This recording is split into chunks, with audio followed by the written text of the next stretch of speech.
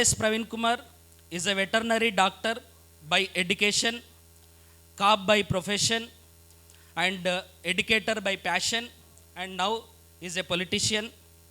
He has weakness of reading and running and is a fitness freak. So Sir has completed almost 2 marathons till now.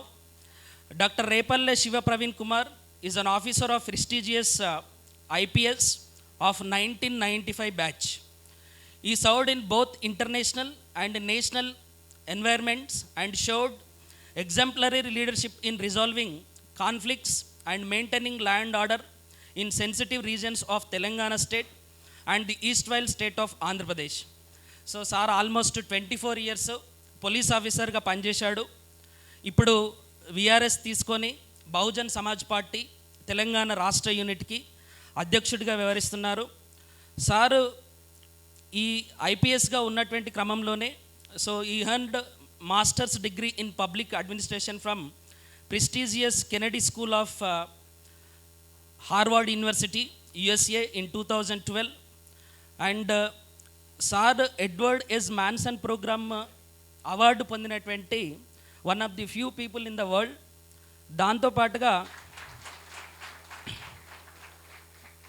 RSP has worked as a SP of Karimnagar district and won the hearts and minds of the people through the friendly policing.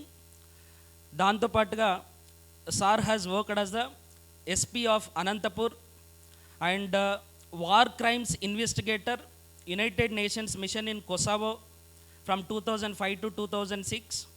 He has worked as the Deputy Commissioner of Police, Crime Detective Department, Hyderabad City Police. He has also worked as the Joint Commissioner of Police, Special Branch, Hyderabad City Police, 2010 to 11.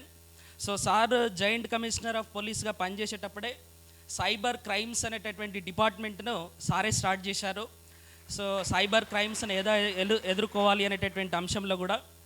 దాంతోపాటుగా so in his golden period was as a secretary social welfare and tribal welfare residential schools Telangana from 2012 to almost 2021. So he has worked as a secretary for almost 7.5 years. Even though so he has worked as a police officer for so many years, dantoti sir satisfy kaledu. So even though he has the choice of getting highest positions in police department, so he could not go through with it.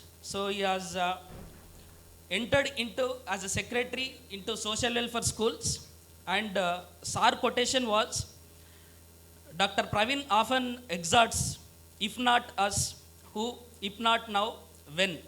So ఈ quotation తోటి sir మనం చేయకపోతే ఇంకెవరు చేయరు అనేటటువంటి ఉద్దేశంతో so sir has entered as a secretary in social welfare department. Almost 2 లక్షల మంది విద్యార్థుల యొక్క భవిష్యత్తును చాలా అద్భుతంగా తీర్చిదిద్దినటువంటి గవర్నెన్స్ను సార్ తీసుకున్నాడు.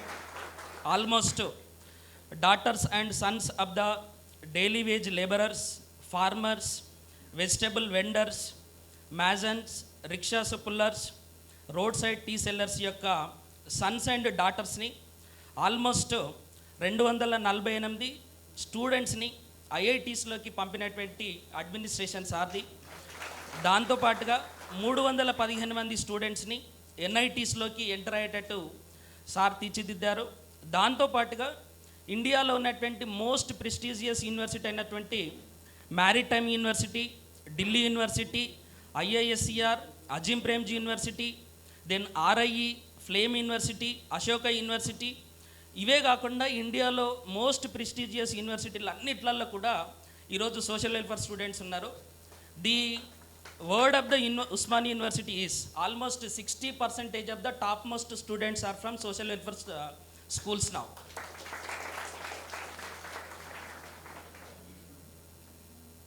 అండ్ ఇంతకుముందు మెడికల్ కాలేజెస్కి 5 నుండి 6 మంది మాత్రమే సెలెక్ట్ అయ్యేవాళ్ళు సోషల్ వెల్ఫేర్ నుండి. సార్ వచ్చిన తర్వాత 2013 నుండి 2020 మధ్యలో ఆల్మోస్ట్ 143 డాక్టర్స్ని సార్ ప్రొడ్యూస్ చేయగలిగారు. And as per year, okay, per year 150 members into MBBS. Next not just MBBS, CLAT and ఇండియాలో ఉన్నటువంటి అన్ని ప్రెస్టీజియస్ ఎంట్రన్స్ ఎగ్జామినేషన్స్లలో సోషల్ వెల్ఫేర్ స్టూడెంట్స్ జనరల్ కేటగిరీలో, ఓపెన్ కేటగిరీలో హయ్యెస్ట్ మార్క్స్ని పొందినటువంటి చరిత్ర కూడా సో సార్ హయంలో జరిగింది. దాంతోపాటుగా సో మీ అందరికి తెలుసు group 1 question, preliminary question, Malavath Poorna so scaled Everest at the age of 13 years. It was again a world record. So Poorna మీద ఒక సినిమా కూడా వచ్చింది. సో రాహుల్ బోస్ పూర్ణ సినిమాలో you have seen all the hurdles that are faced by the RSP sir. దాంతోపాటుగా Anand Kumar was from చెర్ల అంటే almost Telangana బార్డర్లో ఉంటుంది. సో అక్కడి నుండి వచ్చినటువంటి ఆనంద్ కుమార్ కూడా ఎవరెస్ట్ని అధిరోహించాడు. అది కూడా సార్ యొక్క ప్రయత్నం వల్లనే. దాని తర్వాత తెలంగాణ యొక్క first ever Telangana state excellence award 2017లో ఆర్ఎస్పి సార్ గారిని వరించడం జరిగింది. సో దాని తర్వాత సార్ యొక్క మోస్ట్ ఇంపార్టెంట్ మోటో ఏంటి అని అంటే 10 commandments which has been introduced in the social welfare schools. ఆ 10 commandmentsలో ఒక కొటేషన్ ఏంటి అంటే we are not inferior to others and we should not seek sympathy, only sky should be our limit అనేటటువంటి quotation తోటి సార్ కొన్ని వేల మంది యొక్క విద్యార్థుల యొక్క యాటిట్యూడనల్ చేంజ్ తీసుకొచ్చి ఒక ట్రాన్స్ఫర్మేషన్ను సోషల్ వెల్ఫేర్లో సృష్టించగలిగారు. So till now police medal for gallantry అనేటటువంటి అవార్డు ప్రెసిడెంట్ ఆఫ్ ఇండియా నుండి సో బ్రేవరీ ఇన్ వరంగల్ డిస్టిక్కి సార్కి అవార్డు వచ్చింది. దాంతోపాటుగా president's police medal for meritorious services for outstanding service for 2 decades for public good. Then internal security medal by the ministry of home affairs. United Nations police medal for outstanding contribution in peace keeping operations in post war conflict Jones in Kosovo. Then Independence Day medal by president of India. Then commendation letter by director general of police. Then civil society hall of fame by civil society organisations in New Delhi. Telugu person of the year 2015 by Sakshi media house. Then awarded Telangana state excellence award 2017 government of Telangana. Then world education forum award 2017 for outstanding contribution to the field of education. Then Gadicherla Hari Sarvottamarao BV Dasarathi Keerthi Puraskaram in 2017 by Potti Sriramulu Telugu university. Joginder Singh memorial award 2018 for maintaining transparency in police department. TV9 Navanakshatra Sanmanam award in 2019. Doctor B R Ambedkar international award 2020 by Ambedkar association of North America USA. So వీటితో పాటుగా sir కొన్ని కోట్ల మంది ప్రజల యొక్క హృదయాలను కూడా గెలుచుకున్నాడు. సో దాంతోపాటుగా సారు సెక్రటరీగా ఉన్నప్పుడు he has worked as a director for social welfare SC study circle as a director which produces civil services in Telangana state. And sir సెక్రటరీగా ఉన్నప్పుడు 6th 7th క్లాస్ స్టూడెంట్స్కి కూడా సివిల్ సర్వీసెస్ ప్రోగ్రామ్ని సార్ ఇంట్రడ్యూస్ చేశారు. And a special programme has also designed for civil services students at the time of school level only. So these are the things I would like to share about popularly known as RSP sir. So now I would like to invite KP sir to speak on this occasion. Thank you.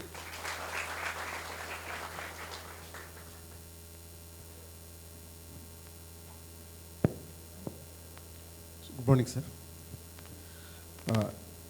Sir తోటి మన first association 2012లో మొదటిసారిగా జరిగింది. అప్పుడు ఇలాగే ఒక civil service awareness programme కింద చాగరాయ గానసభలో ఒక meeting పెట్టాము. ఇప్పుడు సార్ చీఫ్ గెస్ట్కి వచ్చారు. ఆ రోజు సార్ చెప్పినటువంటి ఒక మాట ఇప్పటికీ గుర్తుంది నాకు. 10 years తర్వాత కూడా ఆయన ప్రతిరోజు జాగింగ్ చేస్తారు. అంటే యూజువల్గా మనం జాగింగ్ చేసేటప్పుడు సండే రోజు చీట్ చేస్తుంటాం. ఆ చీటింగ్ లేకుండా ప్రతిరోజు ఆయన జాగింగ్ చేస్తారు. That keeps him fit.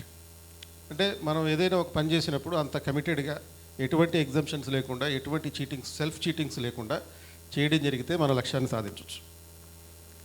రెండోసారి జస్ట్ బిఫోర్ ద కరోనా 2020లో సార్ తోటి ఒక కన్వర్జేషన్ చేయడం జరిగింది. దానికి సంబంధించినటువంటి వీడియోస్ మీరు కూడా చూసుంటారు. సుమారుగా 30 లక్షల మంది ఆ వీడియో చూశారు. ఆ రోజు సార్ చెప్పినటువంటి ఇంకొక స్టేట్మెంట్ ఇప్పటికీ గుర్తుంది.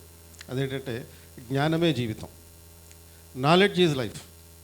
అంటే జ్ఞానాన్ని సంపాదించడం అనేది ఓన్లీ స్కూల్లో ఉన్నప్పుడో కాలేజీలో ఉన్నప్పుడో లేకపోతే ఇట్లా కాంపిటేటివ్ ఎగ్జామ్స్కి ప్రిపేర్ అవుతున్నప్పుడే కాకుండా జ్ఞానం అనేది మన నిత్య జీవితంలో ఒక అంతర్భాగంగా అంతర్లీనంగా ఉండేటటువంటి ఒక పర్స్పెక్టివ్ ఆయన కలిగి ఉన్నారు. సో ఇటువంటి ఫిలసాఫికల్ అప్రోచ్ ఉన్నటువంటి ఇటువంటి అంశాలు ఎన్నో సార్ చెప్పడం జస్ట్ ఒక half an hour conversation. And ఇది ఆల్మోస్ట్ రాష్ట్రంలో 40 లక్షల మంది వరకు చూశారు ఈ వీడియోని. అంటే 40 లక్షల మంది జీవితాల్లో మార్పు తీసుకురావడానికి కారణమైంది కనీసం.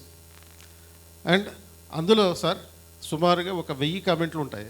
ఆ 1000 కామెంట్స్లో ప్రతి ఒక్కరు కూడా మీరు సీఎం కావాలి సార్ అని.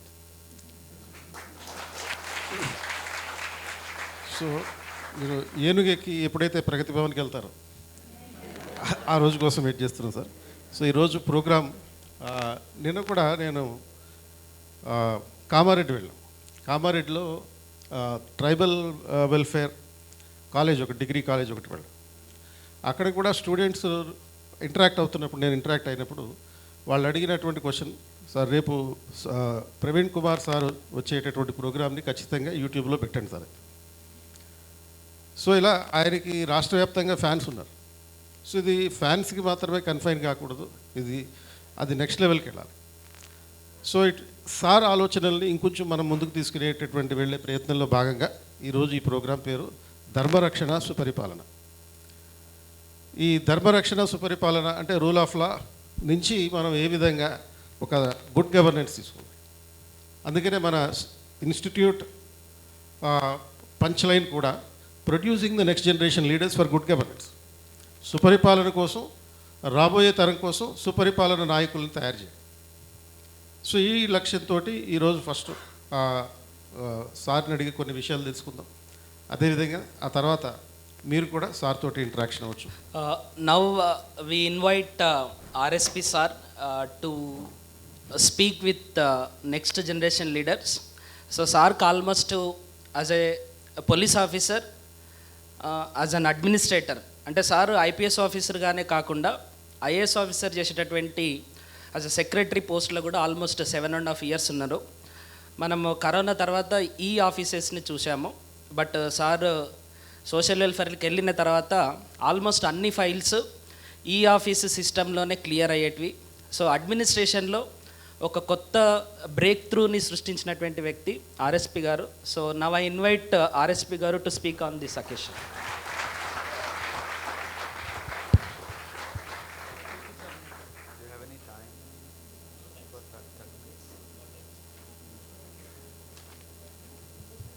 మొట్టమొదట ఈ చక్కటి కార్యక్రమానికి రూపకల్పన చేసి మరి నన్ను ఇక్కడికి ఆహ్వానించిన మిత్రుడు కృష్ణ ప్రదీప్ గారికి హృదయపూర్వక ధన్యవాదాలు.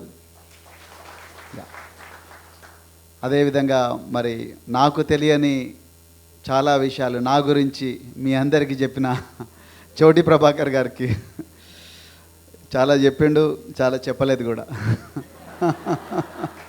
అవి చెప్పకపోతేనే మంచిది.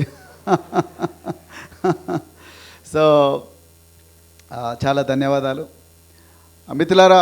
మిమ్మల్ని చూస్తుంటే మళ్ళీ 1993, 92, 93, 94లో మరి అదే అశోక్ నగర్లో, శాంతినగర్లో సో మరి ఇళ్ళకు పోకుండా మరి డైరీ మిల్క్ పౌడర్తో ఛాయ్ కాసుకొని లంచ్ దొరకకపోతే సమోసాలు తింటూ మరి బ్రేక్ఫాస్ట్ కోసం నేను, ముద్దాడ రవిచంద్ర, సంపత్ కుమార్ మేమందరం కూడా ఒక 2-3 కిలోమీటర్లు నడిచి, ఇంకా చాలామంది సో వాళ్ళందరూ ఇప్పుడు ఐఏఎస్లు, ఐపీఎస్లు వీళ్ళందరూ రకరకాల రాష్ట్రాల్లో పనిచేస్తున్నారు. కొంతమంది ఆల్ ఇండియా 5th ర్యాంక్ కూడా తెచ్చుకున్నారు మా ఫ్రెండ్స్. సో మరి అందరం కూడా కలిసి తిరిగిన రోజులు అవన్నీ గుర్తుకొస్తున్నాయి. ఒకటే ఆ రోజు మేము మాట్లాడుకునే మాటలు, కన్వర్జేషన్స్ అవన్నీ కూడా ఈ రోజు కూడా అలాగే అవే విలువలు. ఇప్పుడు మరి ధర్మరక్షణ గురించి మాట్లాడమన్నారు. ధర్మరక్షణ అంటే మనందరం మొట్టమొదట గుర్తుకొచ్చేది మరి ధర్మరక్షణ అంటే మన ఈరోజు రాజకీయాల్లో మరి రోజు యూట్యూబ్లలో లేకపోతే పేపర్లలో తర్వాత మరి న్యూస్ ఛానల్స్లో వస్తున్న ఆ ధర్మం గురించి నేను మాట్లాడడం లేదు. ధర్మం అంటే మనం దేవాలయాలకు పోయే ధర్మం గురించి నేను ఇక్కడ మాట్లాడను. కానీ మరి ధర్మం అంటే ఏంటి, ఆ ధర్మం అంటే ఏంటి, అసలు మనిషికి ఒక ధర్మం ఉంటుందా, ఉంటే ఏం ధర్మం అది? సో ఆ ధర్మాన్ని నిజంగా రక్షించాలి. నా ధర్మం వల్ల మనకే లాభం అవుతుందా, లేకపోతే పక్కలకి ఏమైనా లాభం అవుతుందా, విశాలమైన సమాజానికి లాభం అవుతుందా అనే ఏవైతే మాటలు ఉన్నాయో అవి చిన్నగా మేము మరి సివిల్ సర్వీసెస్ కానీ గ్రూప్ 1 కానీ మిగతా కాంపిటేటివ్ ఎగ్జామినేషన్స్ ప్రిపేర్ అయ్యేటప్పుడు చాలా ఈ విధంగా మీలాగానే అందరం కూడా మాట్లాడుకునే వాళ్ళం.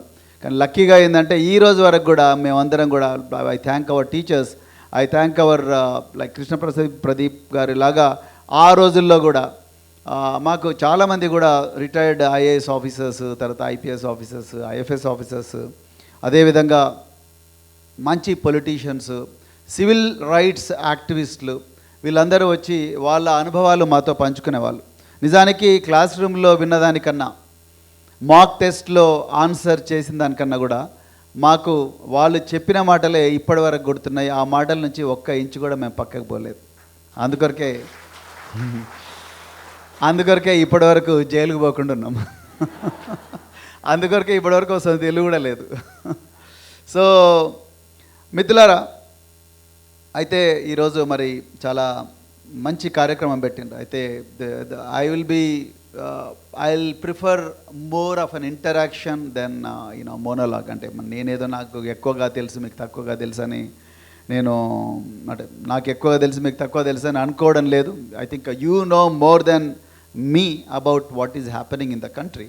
సో నేను దాని గురించి ఎక్కువగా మాట్లాడను. కానీ నిజానికి ఈరోజు మీలాంటి వాళ్ళు, అంటే మీలాంటి నవ యువకులు, స్వచ్ఛమైన ఆలోచనలు ఉన్నవాళ్ళు, దేశం అంటే ఒక విజన్ ఉన్నవాళ్ళు, నా దేశం 2050లో ఈ విధంగా ఉండాలి, నా దేశంలో ఎందుకు ఈ పరిస్థితి ఉన్నది, నా దేశంలో ఒక కాన్పు కోసం ఇంకా 5 హాస్పిటళ్ళు తిరిగితే కూడా మరి ఆరోగ్యం దొరకకుండా చనిపోయే పరిస్థితి ఇప్పటికి కూడా నా దేశంలో ఎందుకుంది అనే ప్రశ్నలు ఏవైతే ఉన్నాయో ఇవన్నీ కూడా యంగ్ మైండ్స్లో ఉంటాయి. ఆ వైటాలిటీని, ఆ విగర్ను చివరి వరకు కాపాడుకునే మీలాంటి వ్యక్తులు అవసరమే ఉన్నదని నేను అనుకుంటా. So I'm really lucky to be in your midst.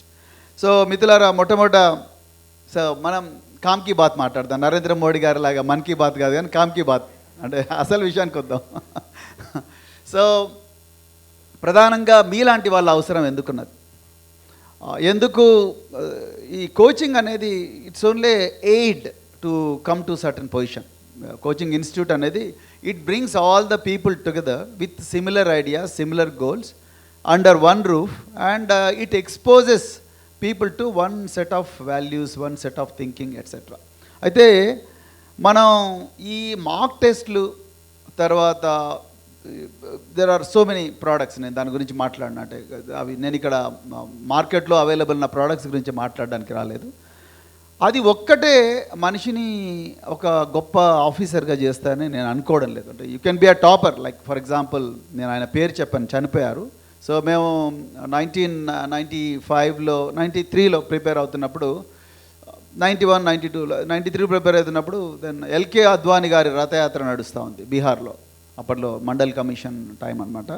So Rathyatra నడుస్తూ ఉంటే లైక్ 10 అవుతేనే క్లోజ్ చేయాలి అన్నీ కూడా.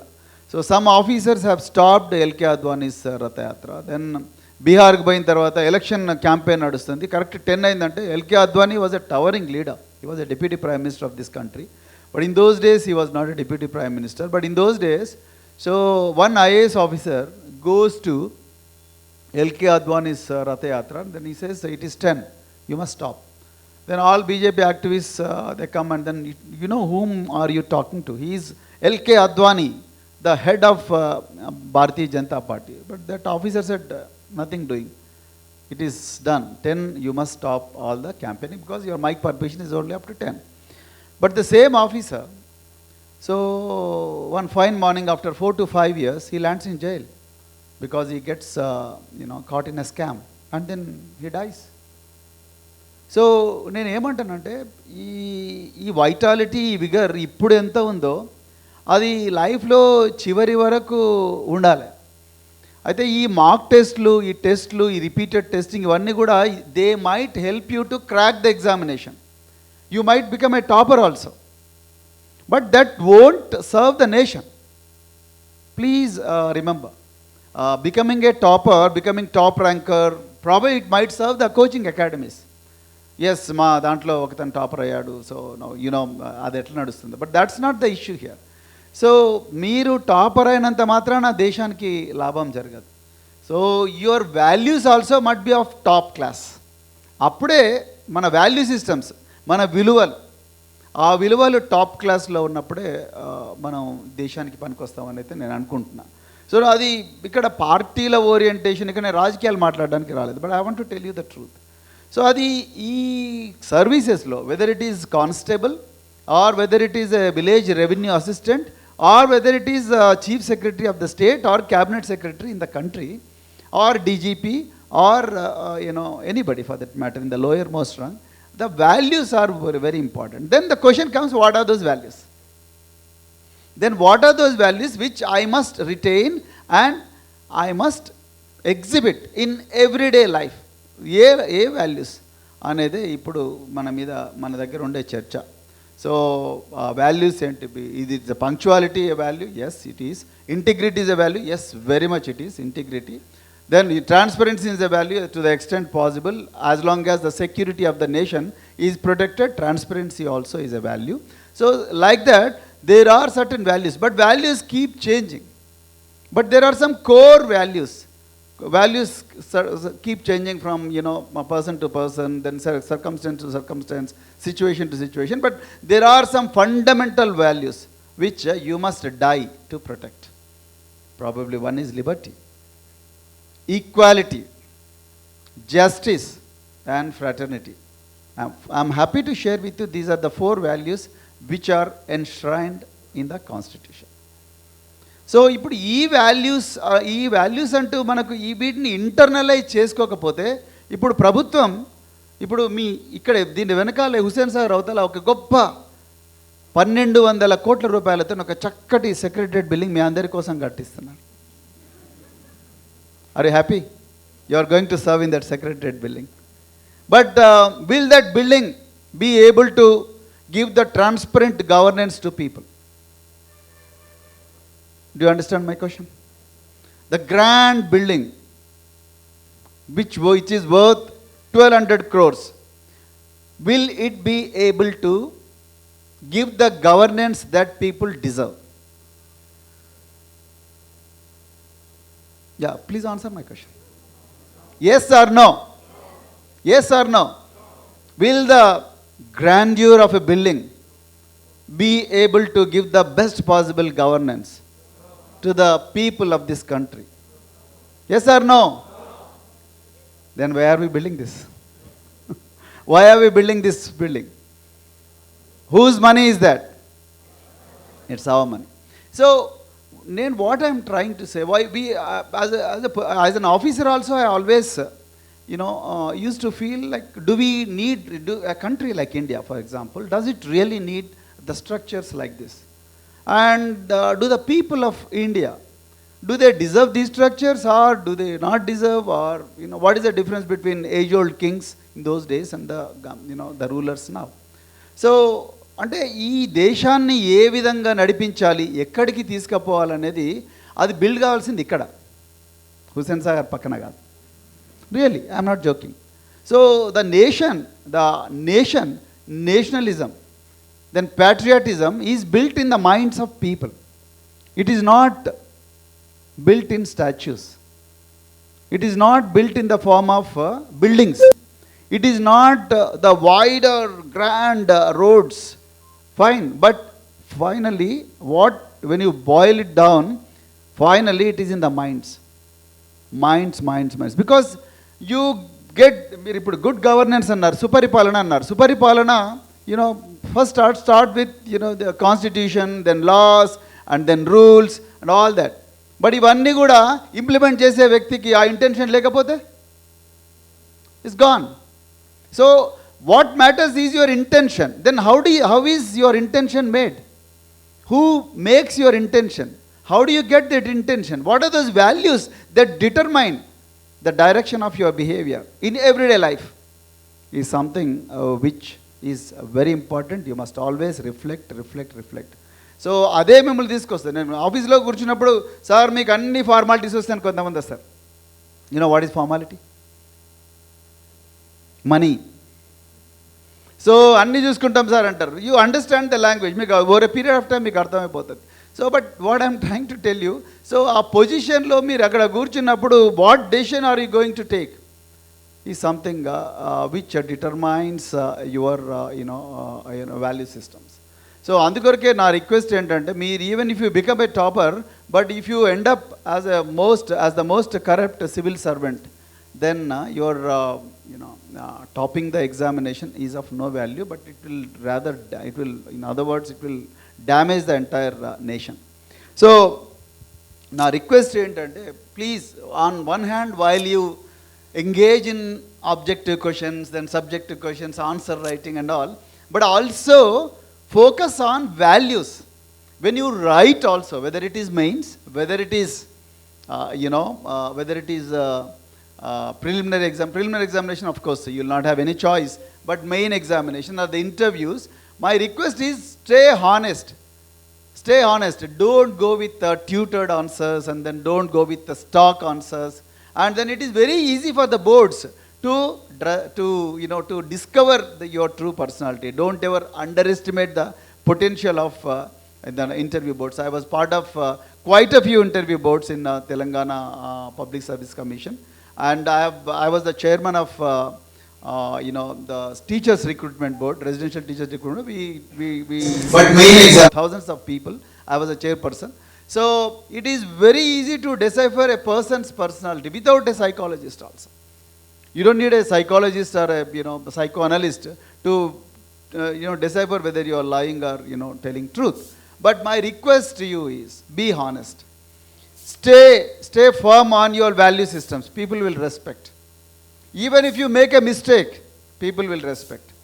Then after you leave the interview room, board will decide whether this person is honest or not. We spend about 2 to 3 minutes of time.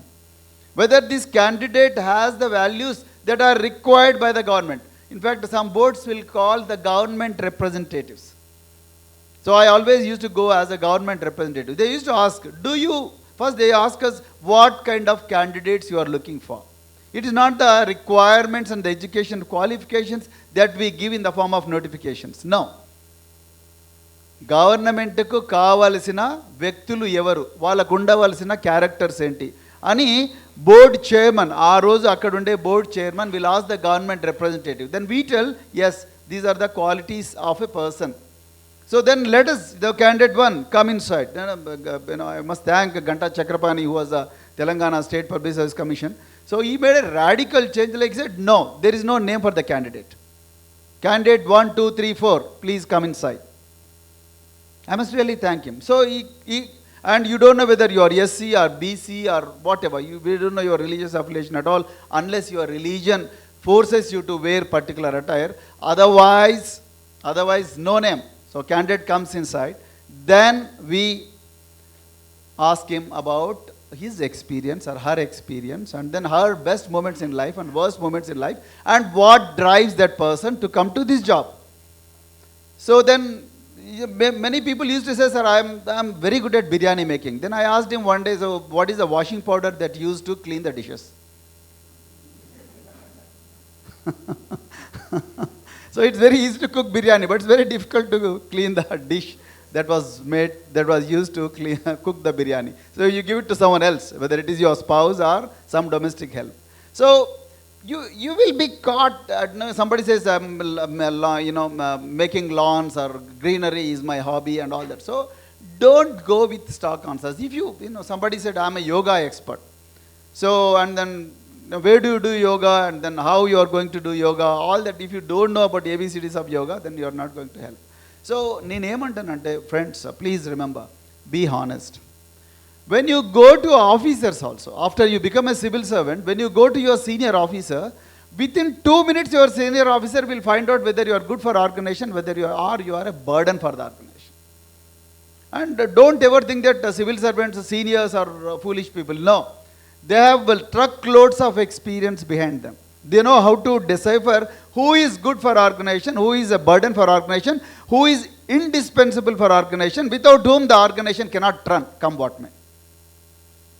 అంటే ఆ self discipline, ఆ integrity, ఆ వైటాలిటీ, ఆ ఫ్రెష్నెస్, ఆ క్రియేటివిటీ, ఇవన్నీ ఉన్నప్పుడే then you are good for the organisation. I'm telling you again and again, even if you become a topper, you will be ending up as the most corrupt person, and you will be deadly burden on the state exchequer. The salaries are not simple, my dear friends. I used to get when I retired, my salary was 2.63 lakhs per month. When you look at the people, like as a politician, I have నేను ఒక రాజకీయ నాయక హోదాలో 1200 గ్రామాలు తిరిగిన ఇప్పటి వరకు తెలంగాణలో. 154 రోజులు తిరిగిన, మళ్ళీ రేపు ఇంకొక గ్రామానికి పోతున్నాను. నా టార్గెట్ ఏంటంటే తెలంగాణలో 5000 గ్రామాలన్నా కనీసం తిరగాలి. అది 300 రోజుల 400, ఇట్ డజంట్ మ్యాటర్. వాళ్ళు గంజిస్తే గంజి తాగుతా, గడక పెడితే గడక తింటా. కొన్ని ఊర్లలో రాజకీయ నాయకులు ప్రవీణ్ కుమార్ గెలిస్తే నీకు దళిత బంధు రాదన్నారు, ప్రవీణ్ కుమార్ గెలిస్తే నీకు కళ్యాణ లక్ష్మి రాదు, నీకు డబుల్ బెడ్రూమ్ రాదన్న కూడా కొంతమంది అమ్మమ్మలు, బిడ్డ వాళ్ళు పెట్టకపోయినా పర్వాలేదు బిడ్డ, నువ్వు నా దగ్గరికి రారా బిడ్డ అని చెప్పి తీసుకొని పోయి అదే గడక ఇచ్చి చింత చెట్ల కింద ఎండాకాలం పడుకోబెట్టిండు నన్ను. ఓకే, సో నేను ఎందుకు చెప్తున్నా అంటే నాకు అనిపించేది, అమ్మ మీరు ఎంత సంపాదిస్తారమ్మా అంటే, బిడ్డ ఏమొస్తుంది బాంచను 2000 వస్తాయి, 200 వస్తే అది కూడా ఎండాకాలమే దొరుకుతుంది బిడ్డ, సారీ వానకాలమే దొరుకుతుంది, మళ్ళీ కోతల టైంలోనే దొరుకుతుంది, నాట్లేసే టైంలో దొరుకుతుంది బిడ్డ, అది కూడా నా నడిమిరిగింది, అయినా కూడా ఇక వచ్చే ఆ 2000 పింఛన్ ఎందుకు సరిపోతలేదు, సో అందుకొరకు మరి ఇక పని చేస్తా బిడ్డ, పని చేసి ఇంతంత కాపాడుకున్నా అని చెప్పి నేను.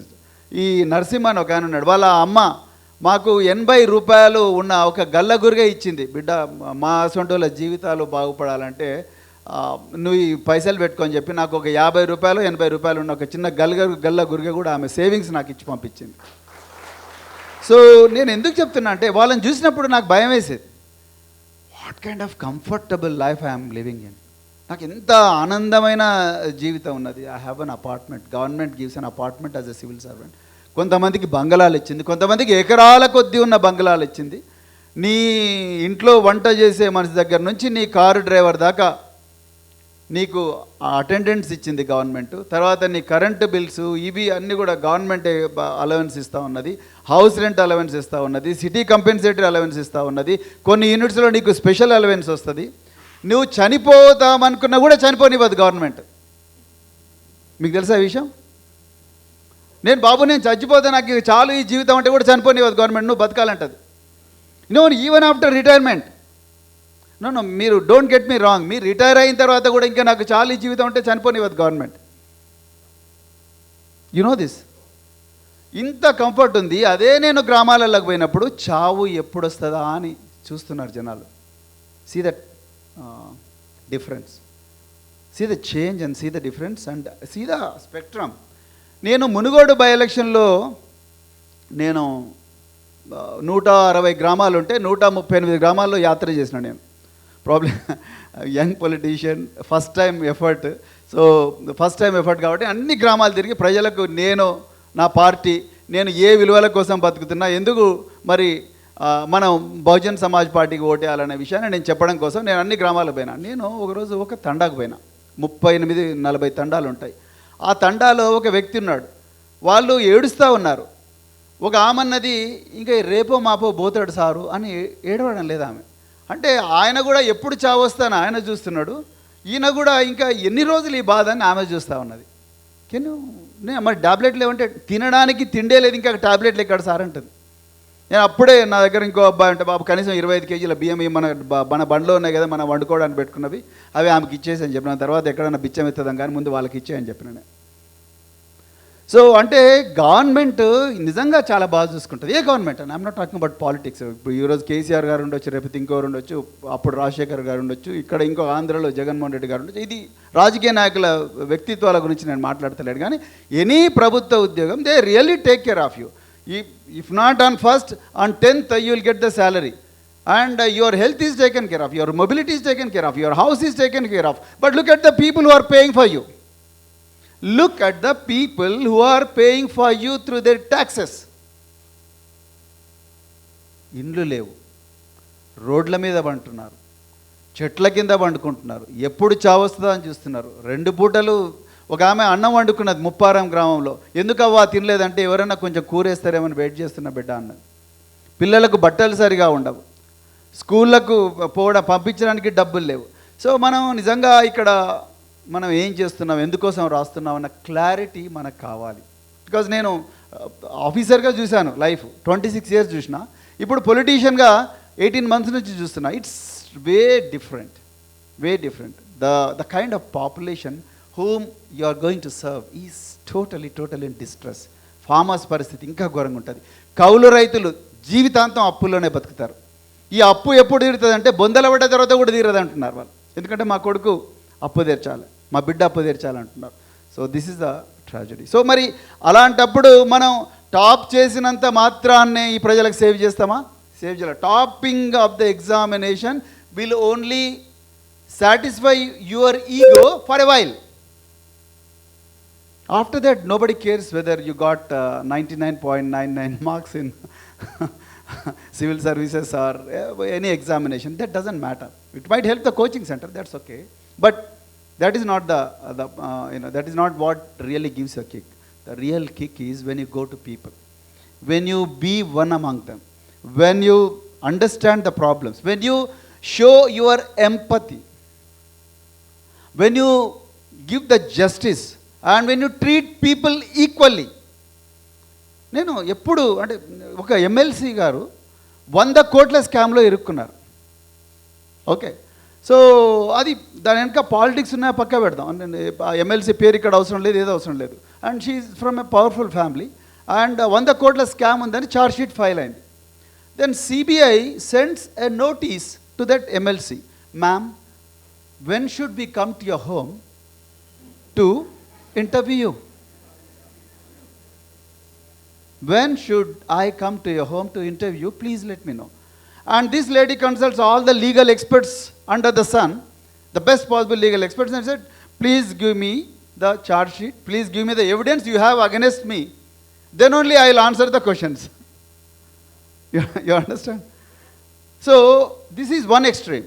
Then on the other extreme, Mariyamma అడ్డగూడూరులో ఒక చర్చిలో దొంగతనం చేసిందన్న అభియోగంలో ఆ చర్చిలో ఒక ఆయాగా పనిచేసే ఒక మహిళ, ఆ చర్చిలో ఉండే పాస్టరో ఎవరో సమ్ ఎక్స్, ఆయన గల్లపెట్టెలో 2 లక్షల రూపాయలు మిస్ అయినాయంటే ఆమెను తీసుకొని పోయి ఒక పోలీస్ స్టేషన్లో పోలీసులు కరెంట్ షాక్ పెట్టి టార్చర్ చేస్తే 3 రోజుల తర్వాత చచ్చిపోతుంది ఆమె. ఎక్కడ ఉంది justice? Is there an equality here? Isn't it justice? How are you judging people? Or you treat both that MLC and Mariamma on the same plane. ఇద్దరికి నోటీస్ ఇవ్వు. మరియమ్మ వచ్చే వరకు పోలీస్ గల్లబట్టుకొని పోయి తీసుకుపోయి వాడిని అక్కడ పడేస్తావు, ఇంకో చేస్తావు. I think we need to have that sense. అంటే నేను ఏమంటానంటే, నువ్వు సివిల్ సర్వీసెస్ ఒక గవర్నమెంట్ ఆఫీసర్ అయినప్పుడు నువ్వు చాలా కేర్ఫుల్గా హ్యాండిల్ చేయాలి. నేను నా ఆఫీస్లో సోషల్ వెల్ఫేర్లో పోయిన రోజు ఫస్ట్ పోయిన వెంటనే నాకు చాలా స్ట్రేంజ్గా అనిపించింది. Because life is a learning process. నేను ఏఎస్పీగా ఉన్నప్పుడు ఉన్నంత అగ్రెసివ్గా నేను ఎస్పీ అయిన తర్వాత లేను. ఎస్పీ అయిన తర్వాత అంటే the more and more you mature, the more and more you go to people, you understand. ఫస్ట్లో యంగ్ బ్లడ్ చాలా అగ్రెసివ్గా ఉంటుంది. You think that you have all the power under the sun to give punch to anyone and then still get away with that. So but as you grow in the service మీకు తెలుస్తుంది, అరే ప్రజలు ఏంది, ఎట్లా బతుకుతున్నారు. అంటే if you want to, కొంతమంది సర్వీస్లో పై లెవెల్కి పోయిన తర్వాత కూడా ప్రజలు ఎట్లా బతుకుతారో అని తెలియదు. ఆ ఏసీల నుంచి ఎప్పుడు బయటికి రాడు. బయటికి రావాలంటే మధ్యలో 5 మంది కావాలి, వాళ్ళు వచ్చి తీసుకొచ్చి బ్రీఫ్ చేసి సార్ దగ్గరికి తీసుకొస్తే కానీ ఈయన బయటికి కూడా. అట్లా కూడా ఉంటారు, అంత కొంతమంది ఉంటారు, బట్ వాళ్ళ పర్సంటేజ్ ఫార్చునేట్లీ తక్కువ. సో నేను సోషల్ వెల్ఫేర్ పోయిన వెంటనే నేను పోతేనే అందరూ వచ్చి నా కాళ్ళ మీద పెడుతున్నారు. ఈ తెలంగాణ ఈ మొత్తం ఇండియాలోనే, బట్ తెలంగాణలో పోతేనే మన బాంచెనో కాలు మక్తా అంటారు. సగం మందికి స్పాండిలైటిస్ ఇవన్నీ ఎందుకు వస్తాయంటే వంగి నడవడం అలవాటు చేయించండి గత 100-200 సంవత్సరాల నుంచి. మీరు ప్రత్యేకించి ఉత్తర తెలంగాణ ఈ ప్రాంతాల్లో పోతే బాంచెను అనే పదం లేకుండా అసలు ఎవరు మాట్లాడారు. ఎంత how many are you from northern Telangana? How many of you are from northern Telangana? Northern Telangana అంటే జోన్ 5, ఒకప్పటి జోన్ 5. యా. సో నేను వచ్చిన వెంటనే కాళ్ళ మీద పడుతున్నారు, నేను వచ్చిన వెంటనే ఏడుస్తున్నారు. సో గట్టిగా కాలు పట్టుకొని నాయన నా కొడుకు అడ్మిషన్ అంటే నేను వెంటనే అనుకున్నాను, this is such a dangerous thing. అది పిల్లలు చూస్తూ ఉన్నారు, చిన్న పిల్లలు. దీన్ని వెంటనే నేను బోర్డు తయారు చేసిన. బోర్డు తయారు చేసి ఇక్కడికి వచ్చిన వాళ్ళు ఎవరు కూడా ముందు కాలు మొక్కకూడదు, ఫస్ట్ పాయింట్. 2, చెప్పులు వేసుకొని నా ఛాంబర్లోకి రండి అని చెప్పినాను. చెప్పులు ఇడిచి కాదు. నా ఆఫీస్కు కరెంటు బిల్ కట్టేది నువ్వు, నా టేబుల్ కొనిచ్చింది నువ్వు, నా కుర్చీ కొనిచ్చింది నువ్వు, నాకు జీతం ఇస్తున్నది నువ్వు. నువ్వు నీ ఆఫీస్ ఇది, నేను వచ్చి అక్కడ కూర్చున్నా, నువ్వు వచ్చి చెప్పులు లేకుండా వచ్చి అదే శాంక్టోరం లాగా వచ్చి చెప్పులు లేకుండా వచ్చేది. తర్వాత ఏడవద్దు, నీకు ఏం చెప్పాలనుకున్నా ఆత్మగౌరవంతో చెప్పు, లేకపోతే నేనే నీ దగ్గరకు వస్తే నువ్వు అక్కడ కూర్చో. సో అంటే నేను ఏమంటానంటే మిత్రులారా, so please let us treat people with respect, let us show that empathy. వాళ్ళకి చాలా కష్టాలు ఉంటాయి. రాత్రి రైల్వే స్టేషన్లో వండుకొని వస్తారు, ఇమ్లీబన్ బస్ స్టేషన్లో వండుకొని వస్తారు, జూబ్లీ బస్ స్టేషన్లో వండుకొని వస్తారు, పార్కులలో పడుకొని వస్తారు. పార్కులు కొన్ని ఈ మధ్యన లాక్ చేసేసిండ్రు జనాలు పడుకోవద్దని, వాళ్ళు ఎక్కడ వండుకోవాలో తెలియదు నాకైతే మరి. సో ఇవన్నీ కూడా ఈ స్పందించే హృదయం లేకపోతే మనం ఎన్ని ఎగ్జామ్లు టాప్ చేసినా వేస్ట్, ఎన్ని టాప్ నాచ్ పోస్టులకు పోయినా కూడా వేస్ట్. లేకపోతే మనని ఎవరు వాడుకోవాలో వాడు వాడుకుంటారు, ఈ స్పందించే హృదయం లేకపోతే. నాకు టైం దొరికినప్పుడల్లా నేను సిటీలో డిప్యూటీ కమిషనర్ ఆఫ్ క్రైమ్ ఉన్నప్పుడు ఉస్మానియా సిటీ స్టూడెంట్స్ పిలిచేవాళ్ళని. పిలిచి, బాబు నాకు కొంచెం రియాలిటీతోని టచ్ చాలా దూరంగా ఉంది, ఎప్పుడు చూడు నా చుట్టుపక్కల చాలామంది AK-47 తుపాకులు పట్టుకొని ఉంటున్నారు, ఈ తుపాకులను చూసి ఎవరు నా దగ్గరికి వస్తలేరు, కొంచెం మనం అందరం కలిసి ఒకసారి ఓయూ స్టూడెంట్స్ హాస్టల్లో ఓయూలో ఎప్పుడు మీరు ఆర్ట్స్ కాలేజ్ దగ్గర కూర్చొని మైక్లలో మాట్లాడకుండా ఒకసారి నా దగ్గర కూడా రండి అని చెప్పిన నేను. వచ్చిన తర్వాత వాళ్ళతో నాకు మాణికేశ్వర్ నగర్ తీసుకపో, లేకపోతే అడ్డగుట్ట బస్తీ తీసుకపో, లేకపోతే పార్సిగుట్ట బస్తీ తీసుకపో, లేకపోతే NTR నగర్ బస్తీ లేకుండా అక్కడ తీసుకపోతే నాకు అర్థమవుతుంది వాళ్ళ మనసులో ఏముందనేది. ఓకే, సో అట్లా రియాలిటీకి దగ్గరగా మనం కంటిన్యూస్గా మనం రియాలిటీ మధ్యలోనే తిరుగుతూ ఉండాలి. లేకపోతే మాత్రం you live in a bubble. ఈ బబుల్ ఎంత డేంజరస్ ఉంటుందంటే, పోయిన సంవత్సరం ఒక IAS officer, I don't want to name, ఒక IAS ఆఫీసర్ వాళ్ళ ఇంట్లో పెళ్లి చేస్తాడు. పెళ్లి చేస్తే ఒక మేజర్ కంపెనీ, తెలంగాణలో కాంట్రాక్ట్ చేస్తున్న మేజర్ కంపెనీ, ఆ IAS ఆఫీసర్ పెళ్లి కోసం ఒక కంపెనీ కొత్తది ఫ్లోట్ చేస్తుంది. పెళ్లి కోసం ఒక కంపెనీని కొత్తగా రిజిస్ట్రార్ ఆఫ్ కంపెనీలో ఫ్లోట్ చేస్తారు. ఫ్లోట్ చేసి 50 లక్షల రూపాయలు దానికి పంపించి ఫలక్నుమా ప్యాలెస్లో పెళ్లి జరిపిస్తారు. మరి వాళ్ళు కూడా నాలాగానే పెద్ద పెద్ద యూనివర్సిటీలో చదివి ఉంటారు, వాళ్ళు కూడా టాపర్స్ అంటారు, లేకపోతే ఇక్కడ రారు కదా IAS. మరి ఎక్కడుంది value system?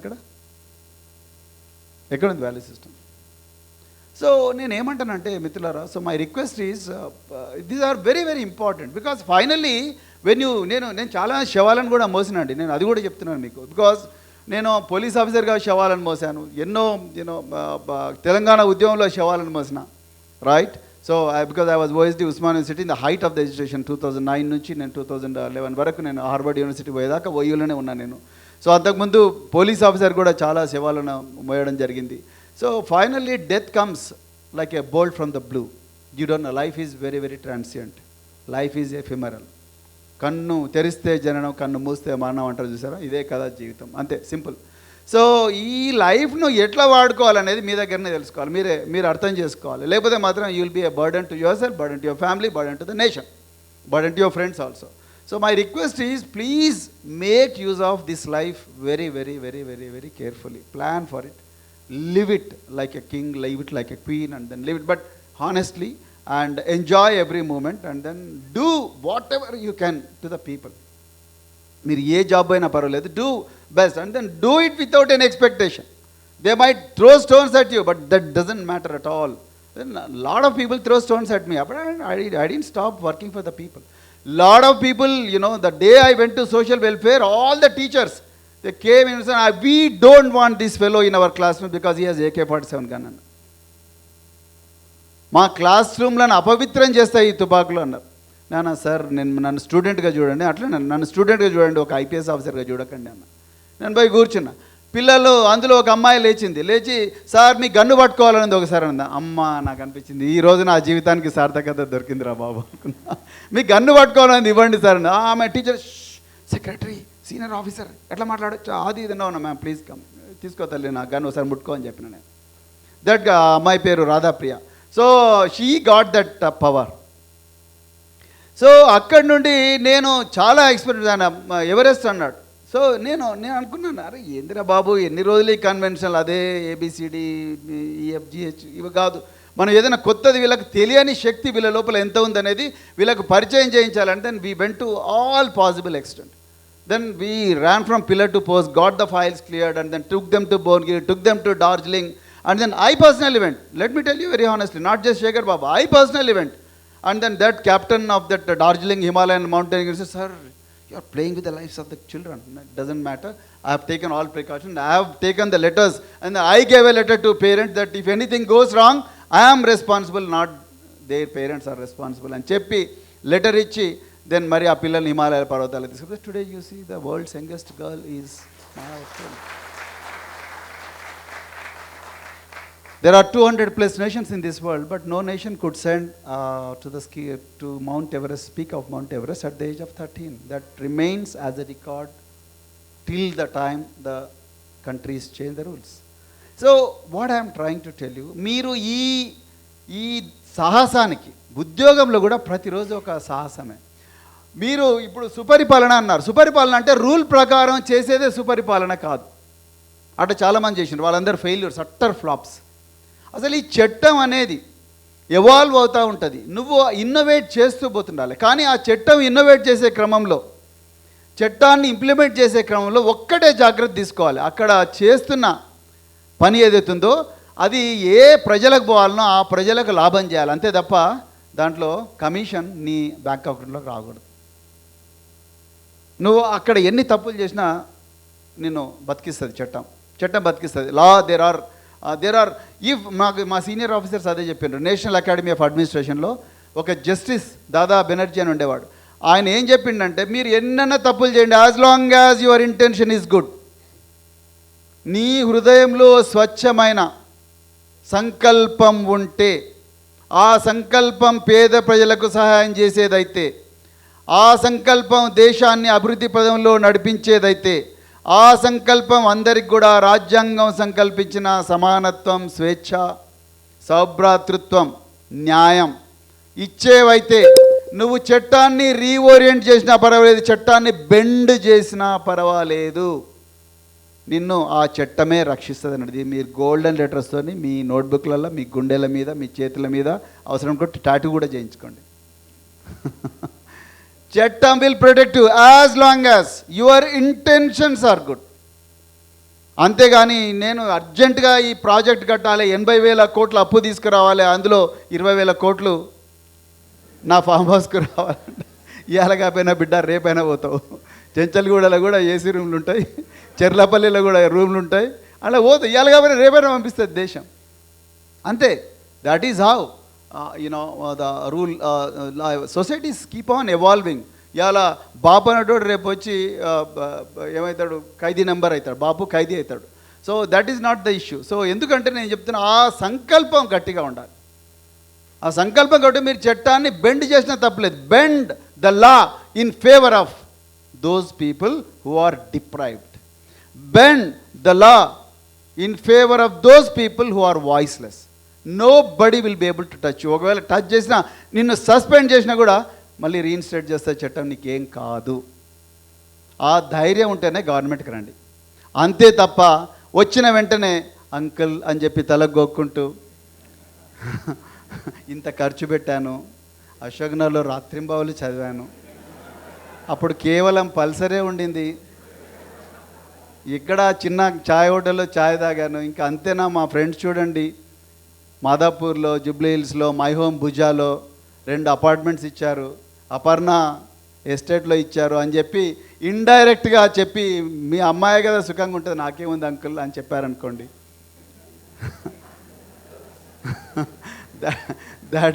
That is a royal road for corruption.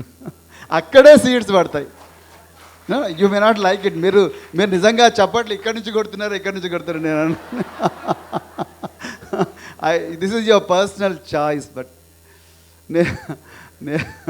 నేను సర్వీస్లో జాయిన్ అయినప్పుడు, నేను నేషనల్ పోలీస్ అకాడమీలో ఉంటే సీనియర్ ఆఫీసర్, పేర్లు చెప్పాల్సిన అవసరం లేదు, ఇక్కడ వాళ్ళు కూడా వచ్చారు కార్లు వేసుకొని. అప్పట్లో కార్లు అంటే 1995లో ఇంత ప్రాస్పరిటీ లేదు దేశంలో. సో వాళ్ళు కార్లు వేసుకొని వచ్చి మా డైరెక్టర్ దగ్గరికి పోయారు. ఆప్కా బాస్ XYZ पुलिस ऑफिसर है, वो ट्रेनी है, तो हम हमारा बेटी को उसको देना चाहते हैं. मेरे को कुछ भी मालूम नहीं यार. तुम ही डिसाइड कर दिया पूरा. तो वो हमारा लड़की उसका बनेगी तो वाइफ बनेगी तो पूरा हो जाएगा, सब कुछ अरेंजमेंट हो जाएगा. वो असिस्टेंट डायरेक्टर साहब मेरे पास आए के बोला यार बहुत बड़ा फैमिली है उसका, इतना है, वो 100 एकड़ है, वो इतना कोस्ट लाइन पे है वो पूरा, तो क्या इससे अच्छा क्या मिलेगा, देखो ना. कोस्ट लाइन, ना कोस्ट लाइन चाहिए, ना आंकड़े चाहिए, ना पैसे चाहिए, कुछ नहीं चाहिए. हमको सिर्फ एक इंसान चाहिए ना, इंसान और दोस्त चाहिए, मेरा उसका आंकड़े नहीं चाहिए. तो అంటే నేను ఎందుకు చెప్తున్నట్టే మిత్రులారా, సో ఈ టెంప్టేషన్స్లో ఇరుక్కున్న వాళ్ళందరూ కూడా మునిగినరు, 70% మునిగినరు.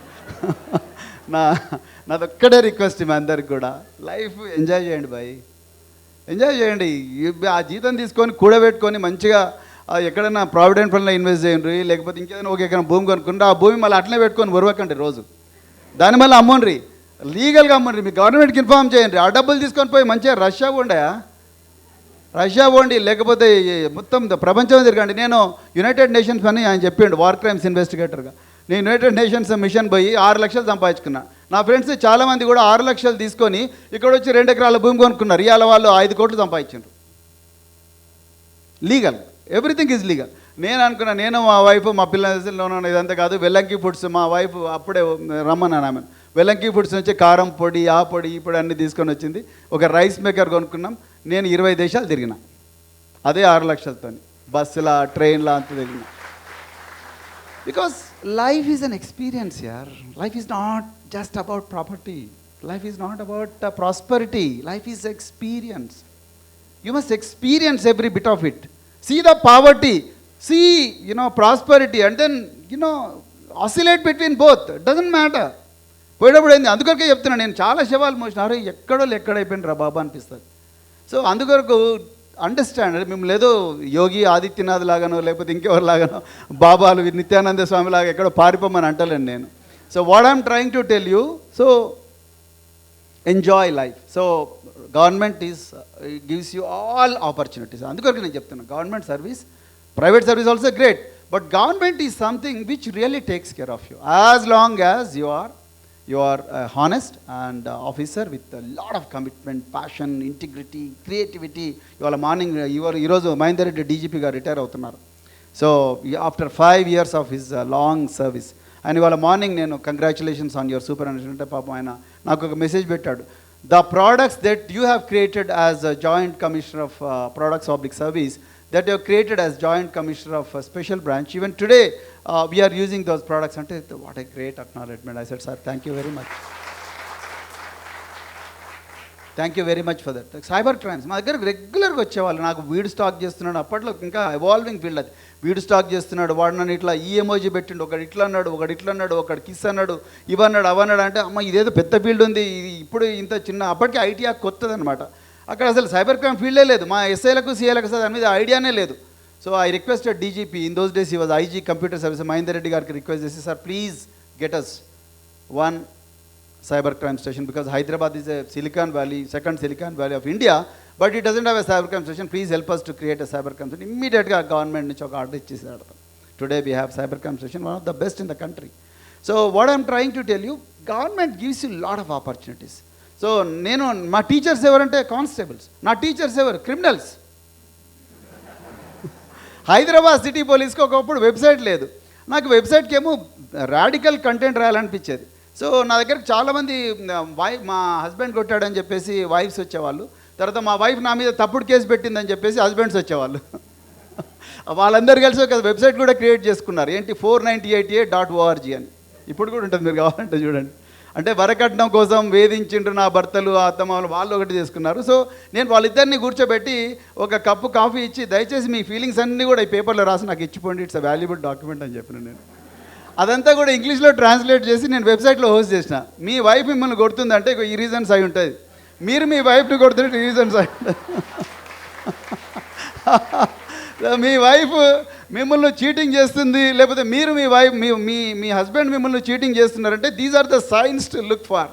లాస్ట్కి బెడ్రూమ్ కన్వర్జేషన్ దాకా కూడా తీసుకొని పోయి అవన్నీ కూడా ట్రాన్స్లేట్ చేసి పెట్టా. How do you find out a cheating husband. మీ హస్బెండ్ లేట్గా వస్తున్నాడా, సెల్ ఫోన్ చూడనిస్తలేడా, చాటింగ్లో వాట్సాప్ స్టేటస్లో ఏం పెడుతున్నాడు, ఇవన్నీ కూడా అందులో పెట్టడం జరిగింది. దాన్ని కంటెంట్ అప్పటికి కూడా. అందుకొరకే మేము లాస్ట్లో హైదరాబాద్ సిటీ పోలీస్ వెబ్సైట్లో అక్నాలజ్మెంట్లో we thank all the women and men who patiently rode their feelings without any hesitation about educating అని చెప్పి we gave all the credits to them. So నేను ఏమంటానంటే government that gives you wonderful opportunities. And నీకు అన్నిటికన్నా important ఏంటంటే first తారీఖు నాకు జీతం వస్తుంది బై. First you get your salary and your account చాలా హ్యాపీగా ఉంటుంది, ఎవరు ఏం చేయలేరు. And you are in very powerful network right from A department, revenue department to last stamps and registration, municipality, every department you know somebody. Your network decides your net worth. How rich and how powerful you are is decided by how many people you know who can do very type of jobs. So government job is not an ordinary job. So my request is please work hard and then please don't worry about the rankings and all. Ranking is a natural process of preparation, natural outcome of preparation. దాని గురించి నేను ఎక్కువ మాట్లాడను కానీ, but when you come to a government job, then do well there and then serve with a lot of compassion. So I think you will never regret even a single minute. When you work with a lot of passion, you will never regret even a minute, even for a minute, that you are in this kind of job. It will give you ample opportunities. And with these few words, I thank you. So ide dharma ante nenu ade cheptunna. Dharma rakshana ante it's not about the religion. No, that is not dharma. Dharma is about knowing your duties. Dharma is all about knowing your rights.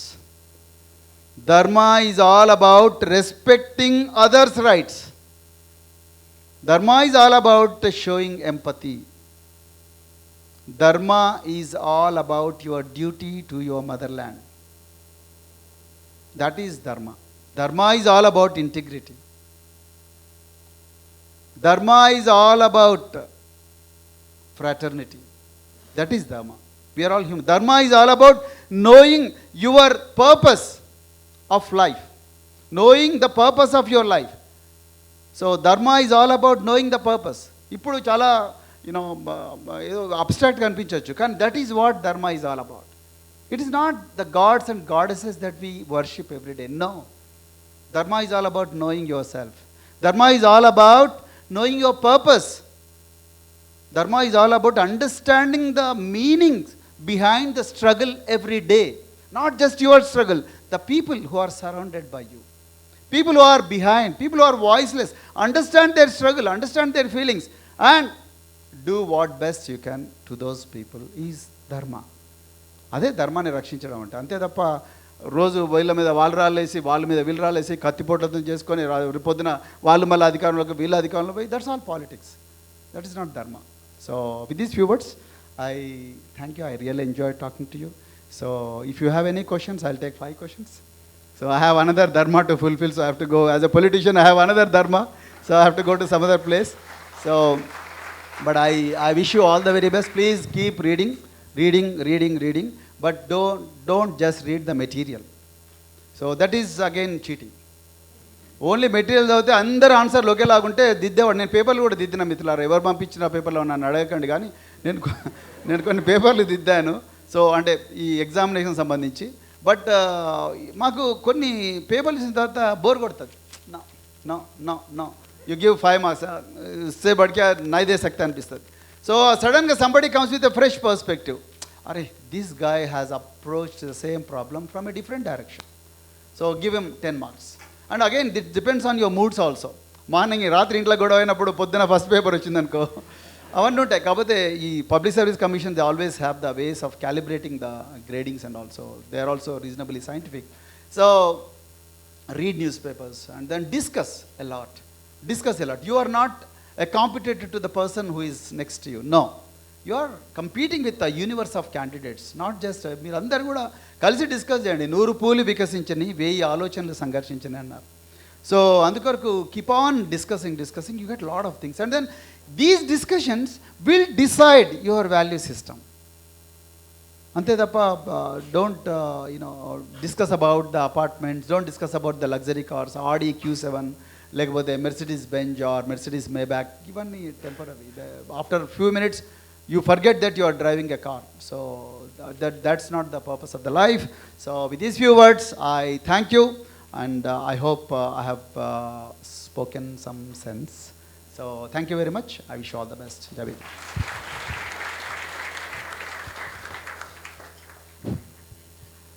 Thank you sir.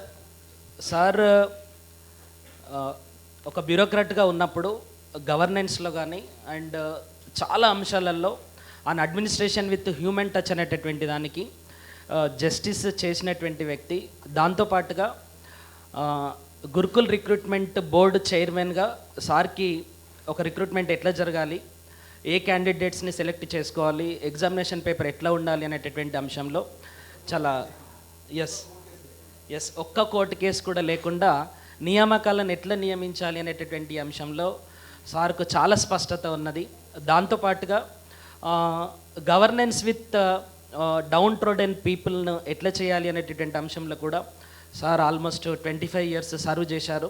ఇప్పుడు మనం సిలబస్లో భాగంగా చదువుతున్నటువంటి growth and development 9% growth, 10% growth, 11% growth వచ్చినా కూడా ఆ growth జస్టిజియబుల్గా అవ్వట్లేదు. కాబట్టే 11th 5 yearలో మనం ఇంక్లూజివ్ గ్రోత్ గురించి మాట్లాడినాం. Now we are speaking something about sustainable development. ఈ సస్టైనబుల్ డెవలప్మెంట్ అంటే ఏంటి అనేటటువంటి అంశాలలో సార్కు చాలా ఎక్స్పీరియన్స్ ఉంది.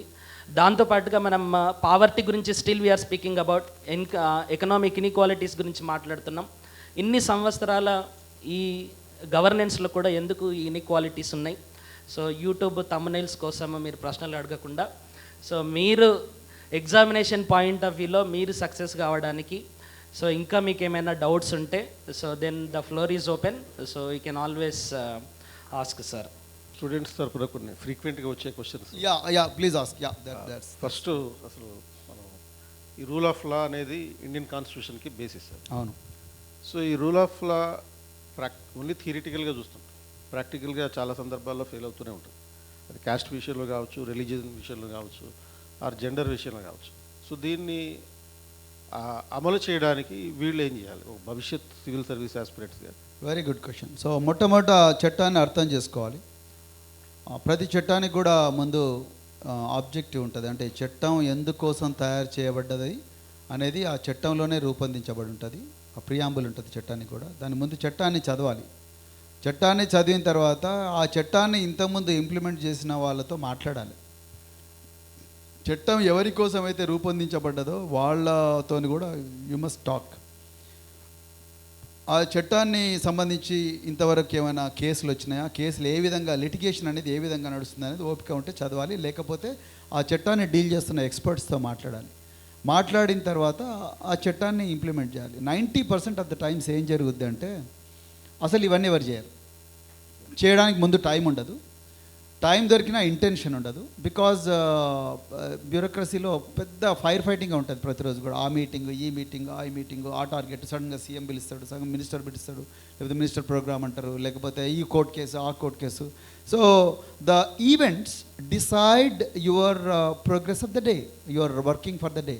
So as a result you lose track of what is the essence of చట్టం. అందుకొరకు ఆ చట్టాన్ని బాగా చదివి దాని ఇంటెన్షన్ అర్థం చేసుకుంటే చాలు. చట్టంలో nobody can be an expert on any law, including IT or including anybody. Even the best possible judges also, they will not be able to do justice to the constitution and the legal aspects. Because మీరు ఇప్పుడు 103 amendment economical weaker సెక్షన్స్కి వచ్చిన reservations judgement కానీ, లేకపోతే 103 amendment the constitution. So there are varied interpretations. Honourable judges also, they are fallible, they are not infallible, they are also making mistakes in interpreting the law. So point ఏంటంటే అసలు ఈ చట్టం ఎందుకు వచ్చింది అన్న intention అర్థం కాకపోతే ఆ చట్టం మీద నీకు ఎంత జ్ఞానం ఉన్నా కూడా వేస్ట్. దాంట్లో మనం మనీ మేకింగ్ ఎంటర్ప్రైజ్ కింద మిగిలిపోతుంది తప్ప ఇంకొకటి కాదు. అందుకొరకు రూల్ ఆఫ్ లా అనేది, the thumb rule to implement any rule of law is to understand the intention behind making this rule of law. So ఆ ఇంటెన్షన్ అర్థం చేసుకోకపోతే కష్టం. తర్వాత మనకు అది ఇంప్లిమెంట్ చేసే క్రమంలో చాలా డౌట్స్ వస్తాయి. అంటే కోర్ట్ కేసులు వస్తాయి, డౌట్స్ వస్తాయి. How to overcome those doubts, అవన్నీ కూడా మీరు ఎక్స్పర్ట్స్ని అడిగి తెలుసుకోవచ్చు, ఎక్స్పర్ట్స్ని పిలిపించవచ్చు. బట్ చాలామంది గవర్నమెంట్ సీట్లో కూర్చున్న వాళ్ళందరూ కూడా ఏం ఆలోచిస్తారంటే మనకే ఎక్కువ తెలుసు, మనమేంది గవర్నమెంట్లో కూర్చున్నాం, అరే మనం ఆఫీసర్ కదా, వాళ్ళేంది ఎక్స్పర్ట్స్ అని చెప్పి వాళ్ళని చాలా చులకనగా చూస్తాం. సో లాస్ట్కు సుప్రీంకోర్టు దాకా పోతాయి కేసులు. పోయిన తర్వాత finally they issue a contempt and then they see that somehow you implement the law. ఆ దాకా రానియకూడదు. అంటే ఇంటెన్షన్ అర్థం చేసుకొని interpretation in favour of the people for whom the law is intended, ఆ విధంగా చేస్తే సరిపోతుంది. చాలామంది కూడా బ్లైండ్గా లాను ఇంప్లిమెంట్ చేస్తారు, దాంట్లో హార్ట్ ఉండదు. దానివల్ల చాలామంది ప్రజల కోసం అయితే లా ఉద్దేశించబడ్డదో ఆ లా అట్లనే వేస్ట్ అయిపోతూ ఉంటుంది. అందుకొరకు రూల్ ఆఫ్ లా అంటే అండర్స్టాండ్ ద ఇంటెన్షన్. అసలు ఇంప్లిమెంట్ చేసే ఏజెన్సీకి, ఆ ఏజెన్సీ ఉండే వ్యక్తులకు ఆ లా యొక్క ఇంటెన్షన్ అర్థం కావాలి. అర్థం కాకపోతే మాత్రం కాదు. అది SC/ST అట్రాసిటీస్ అయినా అంతే, 498 అంటే డౌరీ ప్రాహిబిషన్ కేసు అయినా అంతే, లేకపోతే రోడ్ యాక్సిడెంట్స్ కేసు అయినా అంతే, సైకోట్రాపిక్ సబ్స్టెన్సెస్ అయినా అంతే, ఏదైనా అంతే, NDPS అయినా ఏదైనా కూడా law has to be understood in its right spirit and then you must evolve and law must be interpreted in favor of the people, in favor of the purpose for which that law has been enacted. That is very important. It looks abstract, but చాలామంది అది చూడరు.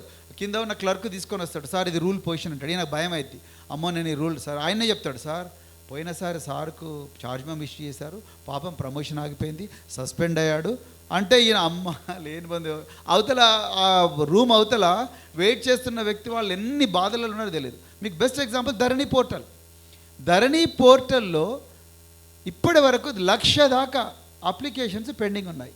ధరణి portal మీకు idea ఉందా? ధరణి portal ఇప్పుడు ఈయన MRO అంటున్నాడు, అంటే తహసీల్దార్ అంటున్నాడు, నా దగ్గర పవర్ లేదు అంటున్నాడు. కలెక్టర్ దగ్గర పోమంటున్నారు, కలెక్టర్ దగ్గర పోతే CCLA అంటున్నారు. CCLA హైదరాబాద్లో ఉన్నోడికే తెలియదు, చీఫ్ కమిషనర్ ల్యాండ్ అడ్మినిస్ట్రేషన్. ఆయన హైదరాబాద్లో ఉన్నోడికే CCLA ఆఫీస్ ఎక్కడుందో తెలియదు. ఈ ఎక్కడ పెద్ద అడిచెల్లపల్లి, పిఏపల్లి, నల్గొండలోనికి ఎట్లా తెలుస్తుందండి? వాళ్ళు ఎన్నడు రావాలి ఇక్కడికి? ఈ POT కేటగిరీ అంటే ఏంది, మీ సేవా సెంటర్స్, ఇవన్నీ ఎట్లా హ్యాండిల్ చేస్తారు? అంతా కూడా ఈ నాలెడ్జ్ అంతా కూడా కొంతమంది వ్యక్తుల చేతుల్లోనే బంధించబడ్డది.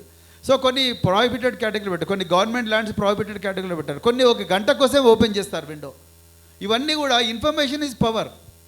ఎవరి దగ్గర ఇన్ఫర్మేషన్ ఉందో వాళ్ళే దాన్ని అట్లా గట్టిగా పట్టుకొని కూర్చున్నారు. వేర్ ఈజ్ అ ట్రాన్స్పరెన్సీయా? సో అంటే ఈ ధరణి పోర్టల్ ఎవరికి లాభం చేయడానికి వచ్చింది, ఎవరికి నష్టం చేయడానికి వచ్చింది, దీన్ని ఎట్లా హ్యాండిల్ చేయాలనేది దాని మీద కింద పనిచేసే ఎంప్లాయీకి క్లారిటీ ఉండాలి. ఆ పవర్స్ లేకపోతే ఆ పవర్స్ కావాలని అడగాలి. అంతే తప్ప మనం సైలెంట్గా ఉంటే కింద 1,00,000 మంది ఫార్మర్స్ ఇబ్బంది పడుతున్నారు. మినిస్ట్రీ సబ్ కమిటీస్ పెట్టారు, అవి పెట్టారు, ఇవి పెట్టారు, అవన్నీ ఏమైనాయి మరి? చెత్తబొట్లో పడేసిండ్రు. ఫైనల్గా one fine morning next government వచ్చి ధరణి పోర్టల్ అంతా తప్పు అని చెప్పేసి మళ్ళీ రద్దు చేసి మళ్ళీ రెవెన్యూ వ్యవస్థను తీసుకొస్తారు. అంటే ఎగ్జాంపుల్ చెప్తున్నాను.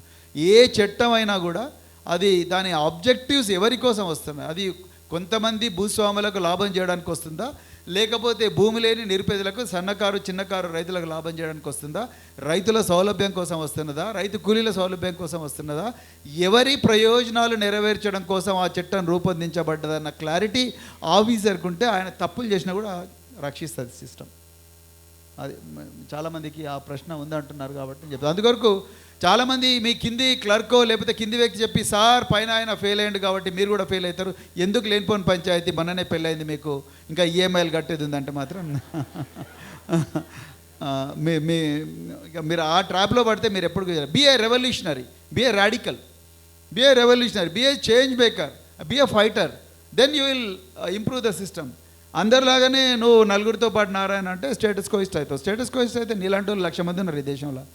నువ్వు ఒకరిని అవుతావు, 1,00,000+1 N+1 అవుతావు. దాని లాభం ఏంటి నాకు? దేశానికి ఏ విధంగా లాభం అవుతుంది? So you must be A revolutionary, but at the same time while being a revolutionary. నేను చెప్పాను ఇంతకుముందు, అద్వానీ గారి కాన్వాయ్ 10 గంటలకు ఆపి తర్వాత జైలు పోయి పడితే అదేం రెవల్యూషన్? అంటే విత్ ఎవిడెన్స్, అది పొలిటికల్లీ మోటివేటెడ్ కాదు, దేర్ వాజ్ అన్ ఎవిడెన్స్.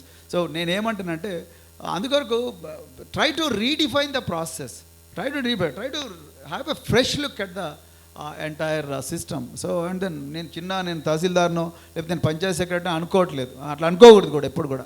జ్ఞానం అనేది ఎవరి సొత్తు కాదు, ఎవరు బాగా పని చేస్తే వాళ్ళదే జ్ఞానం. అందుకొరకే I still respect those people who have unending, never dying quest for knowledge. Yeah. అలా దీనికి రిలేటెడ్గానే సార్, ఇప్పుడు మీరు చెప్పిన కాన్సెప్ట్లో పోలీస్ డిపార్ట్మెంట్కి అప్లై చేస్తే మానవ హక్కుల ఉల్లంఘన యూజువల్గా పోలీస్ డిపార్ట్మెంట్ని బ్లేమ్ చేస్తుంటాం. ఐపీఎస్ ఆఫీసర్స్ లెవెల్లో ఇది ఉండదు. They speak about the respect of the human rights.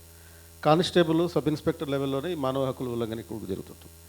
So మరి మీరు చెప్పిన కాన్సెప్ట్ ఈ కానిస్టేబులరీ, సబ్ ఇన్స్పెక్టర్ లెవెల్లో అప్లై చేయడానికి అవకాశాలు ఉంటాయంట? ఉంటుంది, ఎందుకుండదు. దానికి కానిస్టేబుల్ను ఎప్పుడు కూడా బ్లేమ్ చేయొద్దు. కానిస్టేబుల్ను ట్రైన్ చేయాల్సిన బాధ్యత ఐపీఎస్ ఆఫీసర్ లేదు. అందుకొరకే ఐపీఎస్ ఆఫీసర్లకు ఎక్కువ జీతం ఇస్తారు. ఆ తక్కువ జీతం వచ్చే కానిస్టేబుల్ పాపం ఆయన అట్లా బ్లేమ్ చేయడం కరెక్ట్ కాదు. కానిస్టేబుల్ తప్పు కాదు, అది ఐపీఎస్ ఆఫీసర్లే తప్పు. అంటే society as a whole, society as a whole is also responsible for what constable behaves on the ground. అంతే తప్ప మనం తప్పు చేసి కానిస్టేబుల్ను బ్లేమ్ చేయడం కరెక్ట్ కాదు. At the same time AC రూమ్లో ఉండే ఐపీఎస్ ఆఫీసర్ని ఏమనకుండా ఒక కానిస్టేబుల్ రోడ్డు మీద ట్రాఫిక్ కాలుష్యం పీలుస్తూ ట్రాఫిక్ దగ్గరనో లేకపోతే పోలీస్ స్టేషన్లో కూర్చున్న కానిస్టేబుల్ని బ్లేమ్ చేయడం కూడా కరెక్ట్ కాదు. ఇది కలెక్టివ్ రెస్పాన్సిబిలిటీ, అంతే తప్ప ఒకరిని సింగిల్ అవుట్ చేయలేము. ఇందులో ఒక కానిస్టేబుల్ని, ఒక సబ్ ఇన్స్పెక్టర్ ఆఫ్ పోలీస్ను సింగిల్ అవుట్ చేయలేము. I never believe that. So it is a collective responsibility. ఒక కానిస్టేబుల్ చేసిన తప్పు కూడా the chief of the district must take the moral responsibility.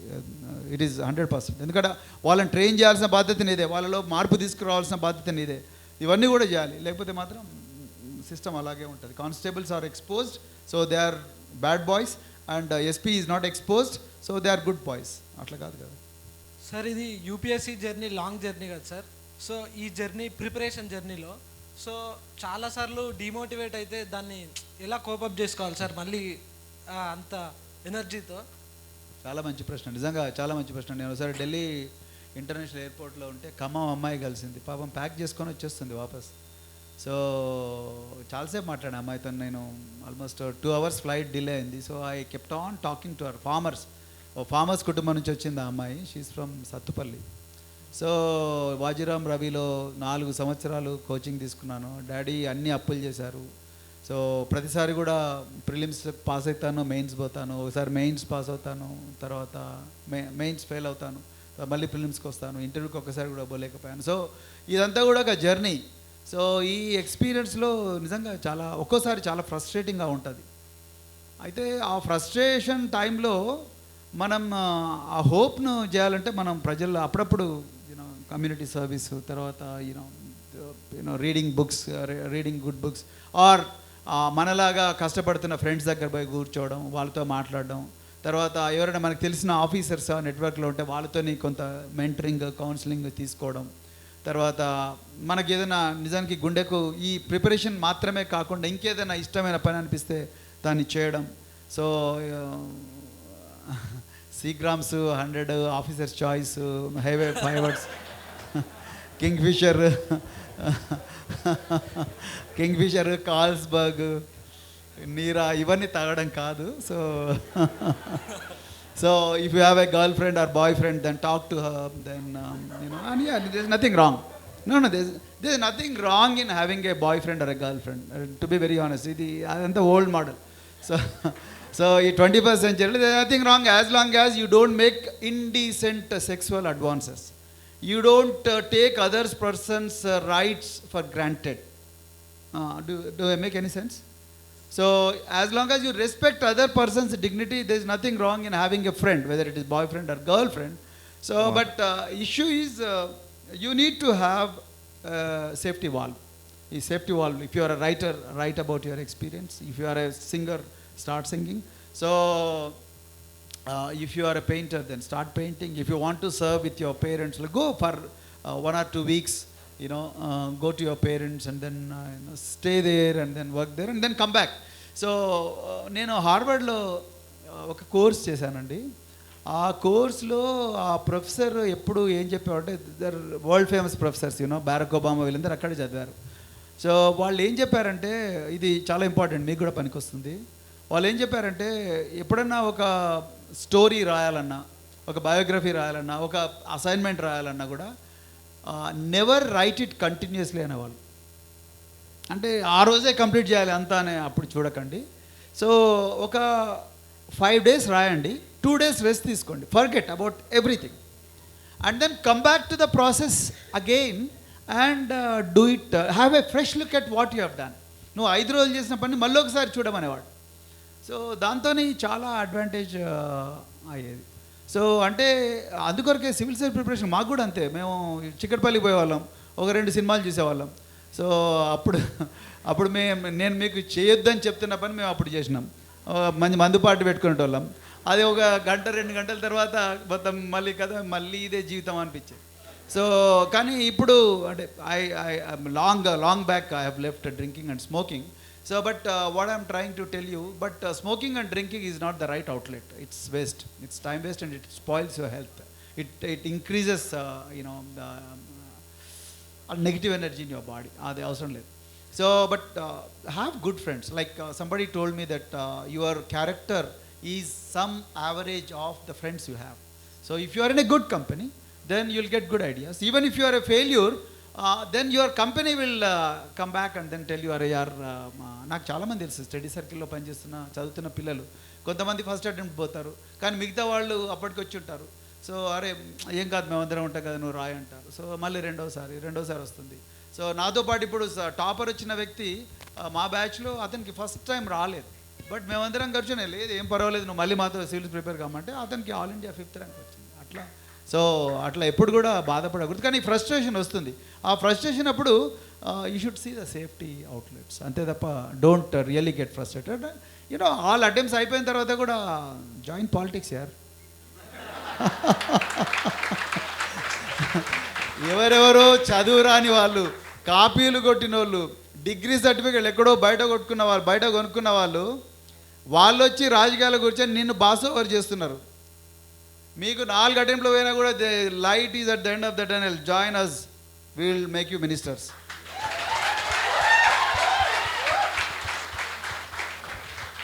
Your average age is 25. Average not 25, at least 22 ఉంటుంది. So you are the most critical resource for this country. My age is 55. Okay, do I look like 55? Because I run a lot. So what I'm trying to tell you, so we are in the afternoon of our life, you are in the morning of your life. Okay, so మీకు చాలా advantage. మీరు civil services మీరు maximum ప్రయత్నం చేయండి by. రాలేదు అనుకోండి, frustrate కావద్దు. Join us, we will make you as leaders. ఆ సెక్రటరియట్లో మినిస్టర్లా కూర్చోబెడతాం మిమ్మల్ని. మీ ఫ్రెండ్స్ సెక్షన్ ఆఫీసర్ లాగా ఫైల్స్ మోస్తారు మీ దగ్గరికి. ఐ మీన్ ఇట్, నేను నిజంగా చెప్తున్నా. Okay, thank you. ఫస్ట్ స్టడీస్కి ఇంపార్టెన్స్ ఇచ్చి ఇప్పుడు మీరు చెప్పారు కదా నెక్స్ట్ పాలిటిక్స్ అని. కొంతమంది నా ఫ్రెండ్స్ ఉంటారు, they want really come in to politics అంటే మరి వాళ్ళని రావచ్చు. కానీ నేనేమంటానంటే it's a very good question actually. అంటే గవర్నమెంట్లో కూడా గవర్నమెంట్ సర్వీస్ ఎందుకని చెప్పాను కదా, government service also gives you lot of advantages, lot of scope. Ministers ఇవాళ ఉంటారు, రేపు పోతారు. కానీ government is like 35 years you are at the service of motherland. So మాతృభూమికి సేవ చేసే అవకాశం 35 సంవత్సరాలు నిరంతరాయంగా వస్తుంది. పొలిటీషియన్స్కి అవకాశం ఉండదు. సో కానీ నేనేమంటానంటే అదే ఎండ్ కాదు, ఆ జాబ్ రాకపోతే అదే ఎండ్ కాదు.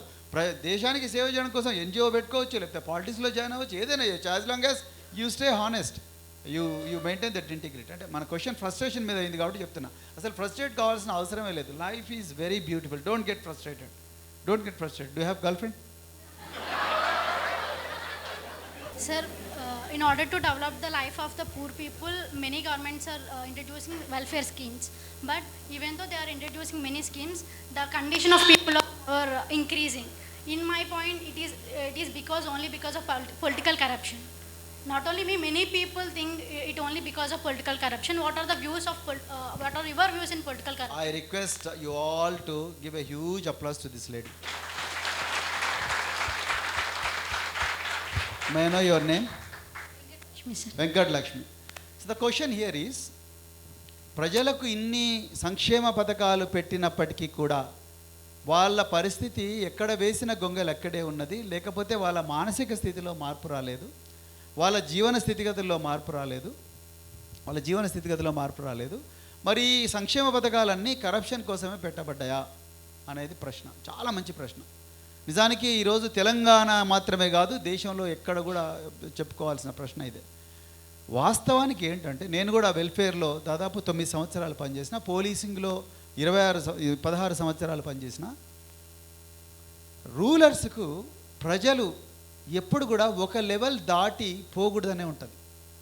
ఒక లెవెల్ దాటి అందరు కూడా అశోక్ నగర్లో ఈ 21st సెంచరీ IASకి వచ్చి ఇన్ని పథకాల మీద ఇంత జ్ఞానం తీసుకొచ్చి రైట్ టు ఇన్ఫర్మేషన్ క్వశ్చన్లు అడిగే స్థాయికి వస్తే అమ్మా ఇంకేమైనా ఉన్నదా రెవల్యూషన్ వస్తుంది అన్న భయం అనేది రూలర్స్కి ఉంటుంది. అలిగార్కీస్ అట్లనే ఆపరేట్ చేస్తాయి. అలిగార్కీస్ ఎప్పుడు కూడా క్వశ్చన్లు ఎక్కువగా అడగనివ్వవు. ఈ పథకాలన్నీ కూడా ఏంటంటే ప్రజలను ఆ రోజు వరకు మభ్యపెట్టడం వరకే పనికొస్తాయి పథకాలు. వాళ్ళు నిజంగా వాళ్ళ జీవితాల్లో మార్పు రావాలి, వాళ్ళ జీవితాల్లో సమూలమైన మార్పు రావాలి అన్న ఆలోచన అనేది చాలా పార్టీలకు కూడా ఉండదండి. అంటే వాళ్ళను సమూలంగా మార్చి వాళ్ళకు కూడా ఈ దేశంలో ఈ సంపదలో ఈ దేశంలో వాళ్ళకు అధికారంలో భాగస్వామ్యం కావాలన్న ఆలోచన ఈ పాలకులకు ఉండదు. ఉంటే నిజంగా ఎక్కడ సంపద ఉందో అక్కడ పేద ప్రజలు ఉండాలి లెక్క ప్రకారం. అవునా? సంపద ఎక్కడ ఎక్కువగా ఉందో అక్కడ పేద ప్రజలు ఉండాలి. ఎక్కడ కన్నీళ్ళు ఉన్నాయో అక్కడ పేద ప్రజలు ఉంటారు. మీరు చూడండి, గవర్నమెంట్ హాస్పిటల్స్లో ఎక్కువగా రోగాల బారిన పడే వచ్చే వాళ్ళందరూ ఎవరు? నేను మన పెద్దపల్లి గవర్నమెంట్ హాస్పిటల్ పోయినా, అంతా రైతు కూలీలే, పేదలు, కులాల మతాలకు అతీతంగా వస్తారు పేదలే. చెంచల్గూడ సెంట్రల్ జైలుకు చెర్లపల్లి సెంట్రల్ జైలుకు పోయినా నేను ఒక పోలీస్ ఆఫీసర్గా, ఖైదీకి కాదు, పోలీస్ ఆఫీసర్గా పోతే ఆయన అడగకూడదు ఈ క్వశ్చన్, కానీ అడిగిన, సార్ ఈ క్వశ్చన్ అడగొద్దు కానీ అడుగుతున్నా, ఇక్కడ ఉన్న వాళ్ళందరూ కూడా మంచిగా ఉన్నారు చూస్తుంటే, వాళ్ళు ఏ సామాజిక వర్గాలకు చెందిన వాళ్ళు అంటే వాళ్ళంతా కూడా పేద సామాజిక వర్గాలకు చెందిన వాళ్ళు. తర్వాత ప్రభుత్వం మీద వీళ్ళ కోసం ఏం చేస్తా అంటే, సార్ వీళ్ళకి అంతా చేసేది వీళ్ళ దాకా రాదు, మధ్యలోనే కూడా కొట్టేస్తాడు, లేకపోతే దాని వెనుక ఒక ఎజెండా ఉంటుంది అంట. ఓకే, నేను ఇంకా రకరకాల స్కీమ్ల గురించి చెప్పాను. ఇప్పుడు రైతు బంధు తీసుకోండి. ఇప్పుడు చామకూర మల్లారెడ్డి గారికి రైతు బంధు సంవత్సరానికి 3 కోట్ల రూపాయలు వస్తుంది, రైట్? అదే గ్రామంలో ఒక పెద్దాడిచెర్లపల్లిలో, లేకపోతే నూతనకల్ మండలంలోనో, లేకపోతే మైబాద్లో, కే సముద్రంలోనో, లేకపోతే నారాయణఖేడ్లో ఒక చిన్న మారుమూల మండలంలో నారాయణఖేడ్లో కానీ, లేకపోతే సదాశివపేట మండలంలో కానీ ఒక చిన్న రైతుకు 10,000 వస్తుంది. అసలు 50,000 కోట్లు పంపకం జరిగితే ఇప్పటి వరకు 50 నుంచి 60,000 కోట్ల పంపకం జరిగితే 60,000 కోట్లలో 40,000 కోట్లేమో 20 ఎకరాలు పైబడ్డ వ్యక్తులకు వచ్చినాయి. 10-15,000 కోట్లేమో మిగతా వాళ్ళందరికీ వచ్చినాయి. అంటే 5 లక్షల మంది రైతులేమో, తెలంగాణలో 60 లక్షల మంది రైతులుంటే 5 లక్షల మంది రైతులకేమో 40,000 కోట్లు వచ్చినాయి. 55 లక్షల మంది రైతులకేమో 15,000 కోట్లు వచ్చినాయి. సంక్షేమ పథకాలు ఎక్కడ పోయినాయి మరి? ఎవరి కోసం సంక్షేమ పథకాలు? ఎవరికి పోయినాయి? ఎవరి డబ్బు? మన డబ్బు. సెక్రటరియట్ ఎవరి డబ్బు? మన డబ్బు. ఎందుకో ఎవరికి పోయినాయి డబ్బులు? సో సంక్షేమ పథకాలన్నీ కూడా ఓటుని, ఈరోజు గ్రూప్ 1 నోటిఫికేషన్ ఎందుకు ఈరోజు ఒక కుంభవృష్టిలాగా నోటిఫికేషన్లు వస్తున్నాయి? మరి గత 4 సంవత్సరాలు ఎందుకు రాలేదు? అంటే ఈ 4 సంవత్సరాలు నీకు ఈ మాతృభూమికి సర్వ్ చేసే అవకాశం పోగొట్టుకున్నట్టుగాను, అవునా కదా? నీ ఆదాయం పోగొట్టుకున్నట్టు. ఆదాయం అంటే నీకు జీతం పోయిందిగా. నువ్వు 4 సంవత్సరాలు ఏం చేసినావు? నీకు పని ఇవ్వకుండా ప్రభుత్వం, నీకు ఒక ఆపర్చునిటీ ఇవ్వకుండా నేను ఆపింది. ఎందుకు ఈ 4 సంవత్సరాలు? అంటే నేనేమంటున్నా అంటే, ఇవన్నీ ఎలక్షన్ల ముందు వచ్చే పథకాలు, లేకపోతే ఓట్ల కోసం వచ్చే పథకాలే తప్ప ఇది ప్రజల జీవన స్థితిగతుల్లో మార్చే పథకాలు కాదు. మీరు ఇంకోటి కూడా ఆలోచించండి. నేను 1200 గ్రామాలు తిరిగితే ఏ ఒక్క గ్రామంలో కూడా ఏ ఒక్క వ్యక్తి కూడా మా పిల్లలకు మంచి చదువు ఇవ్వండి, మేము మీలాగా ఆఫీసర్లు కావాలి, మేము బిజినెస్ మెన్ కావాలి, మేము కూడా విదేశాలకు పోయి చదువుకోవాలి, ఎన్ని రోజులు మా బతుకులు ఇట్లనే ఉండాలి, మా అమ్మమ్మ కూలీ చేసింది, మా మనవరాలు కూడా కూలీ చేస్తూనే ఉన్నది, మేమే ఎందుకు ఎప్పుడు కూలీ చేయాలని ఒక్కరు కూడా అడగలేదు. మరి ఎక్కడ పోయినాయి సంక్షేమ పథకాలు? ఎక్కడ పోయినాయి సంక్షేమ పథకాలు? సో అంటే ప్రజల మానసిక స్థితిలో సమూలమైన మార్పు తీసుకొచ్చినప్పుడే, వాళ్ళ లోపల ఉండే శక్తి వాళ్ళకు పరిచయం చేయించగలిగినప్పుడే, ఆ శక్తి పరిచయం అయినప్పుడు నేను కూడా నీలాగా ఒక పౌల్ట్రీ ఫామ్ పెట్టుకోగలను, నేను కూడా నీలాగా ఒక హైటెక్ సిటీలో కంపెనీ పెట్టుకోగలను, నేను కూడా నీలాగా ఇంకా చాలా ఎంటర్ప్రైజెస్ చేయగలను, నేను కూడా ఆనెస్ట్గా డబ్బు సంపాదించగలను అన్న కాన్ఫిడెన్స్ ప్రజలకు ఇవ్వగలిగినప్పుడే నిజంగా సంక్షేమ పథకాలు పనికొస్తాయి. నేను సోషల్ వెల్ఫేర్ సెక్రటరీ ఉన్నప్పుడు నన్ను చాలామంది అటాక్ చేశారు, but I still stood by my word. Social welfare సెక్రటరీగా ఉన్నప్పుడు బూట్ల పంపిణీ కానీ, లేకపోతే దుప్పట్ల పంపిణీ కానీ, లేకపోతే రకరకాల వంటలు చేసేది కాదు. కేవలం ఒక్కరు, ఇద్దరు, ముగ్గురు వ్యక్తులే సంపన్న వర్గాలకు చెందిన వాళ్ళు అన్ని కాంట్రాక్టులు చేసేవాళ్ళు. నేను చదివించిన పిల్లలు వాళ్ళ కుటుంబాలేమో రోడ్డు మీద కసుడ్చుకుంటూ బతికేవాళ్ళు. నేను అందరి కలెక్టర్లకు లెటర్ రాసి నిజానికి వెల్ఫేర్ ఎస్ఆర్ శంకరన్ ఐఏఎస్, లేకపోతే కేపీ కృష్ణనో, లేకపోతే డాక్టర్ బిఆర్ అంబేద్కర్, వీళ్ళందరూ కూడా డాక్టర్ బిఆర్ అంబేద్కర్, లేకపోతే వీళ్ళందరూ కాన్స్టిట్యూషన్ కానీ చట్టాలు కానీ ఈ పేద వర్గాలను సంపన్నులుగా చేయడానికి వచ్చినాయి తప్ప వాళ్ళని నిరంతరం సంక్షేమ పథకాల లబ్ధిదారులుగా చేయడం కోసం కాదు అని చెప్పి అందరికి లెటర్ రాసి ఈ కాంట్రాక్టులన్నీ కూడా అమ్మాయిలకు, ఈ అబ్బాయిలకు ఇచ్చేయండి, వాళ్ళే కోఆపరేటివ్స్ పెట్టుకొని నడిపిస్తారంటే ఇలా 500 మంది కాంట్రాక్టర్లు తయారైంది. మరి అంతవరకు ఇంటెన్షన్ ఎందుకు లేదు? అంటే సంపన్న వర్గాలు ఎప్పుడు కూడా సంపదను తన కబ్జాలో పెట్టుకోవాలని చూస్తాయి. ఇలా ఇసుక కాంట్రాక్ట్లు చూడండి, లారీలు ఎవరికి ఉన్నాయి, ఇసుక దందాలు ఎవరికి ఉన్నాయి, ఇసుక బట్టీలు ఎవరికి ఉన్నాయి. అదేవిధంగా బొగ్గు కాంట్రాక్ట్లు చూడండి, సింగరేణిలో కార్మికులకు ఒక్కరికి కూడా ఉండవు. కార్మికులతో కోఆపరేటివ్ సొసైటీ పెట్టి వాళ్ళకి కాంట్రాక్ట్లు ఇవ్వచ్చు కదా. What's wrong? రిటైర్డ్ కార్మికులకు కోఆపరేటివ్ సొసైటీ మీరే నడిపించుకోండి, 10 లారీలు నిప్పొచ్చుగా, ఎందుకు చెప్పరు? ఆదివాసీల పేరు మీద ఇసుక దందాలు, ఇసుక మైన్స్ తీసుకుంటారు, నడిపించేదంతనేమో ఒక్కటి కూడా లారీ ఆదివాసీల పేరు మీద ఉండదు. మరి ఎక్కడ పోయింది? వాళ్ళకు ఒక పైసా రాదు. మరి గోదావరి అంతా వాళ్ళ ప్రాంతం నుంచే పోతుంది, ఇసుకంతా పట్టణ ప్రాంతాలకు వస్తుంది. అంటే ఈ సంక్షేమ పథకాలు కేవలం ఓట్ల కోసం మాత్రమే సృష్టించబడి నీకు డెవలప్ అవుతా ఉన్నట్టు ఉంటుంది, కానీ డెవలప్ కాదు. సో అందుకొరకు it's a very good question. Actually we should educate people about these పథకమ్స్. కళ్యాణ లక్ష్మి అన్నారు, ₹1,00,000 అన్నారు. సో బతుకమ్మ చీర ఎవరైనా అడిగినరా? బతుకమ్మ చీర అడుగుతున్నా. అంటే బతుకమ్మ చీర లేనప్పుడు కూడా మనం బట్టలు కట్టుకున్నాం. మరి ఇప్పుడు కొత్తగా వచ్చి బతుకమ్మ చీర అది కూడా ఎలక్షన్ల ముందరనే ఎందుకు వస్తుంది బతుకమ్మ చీర?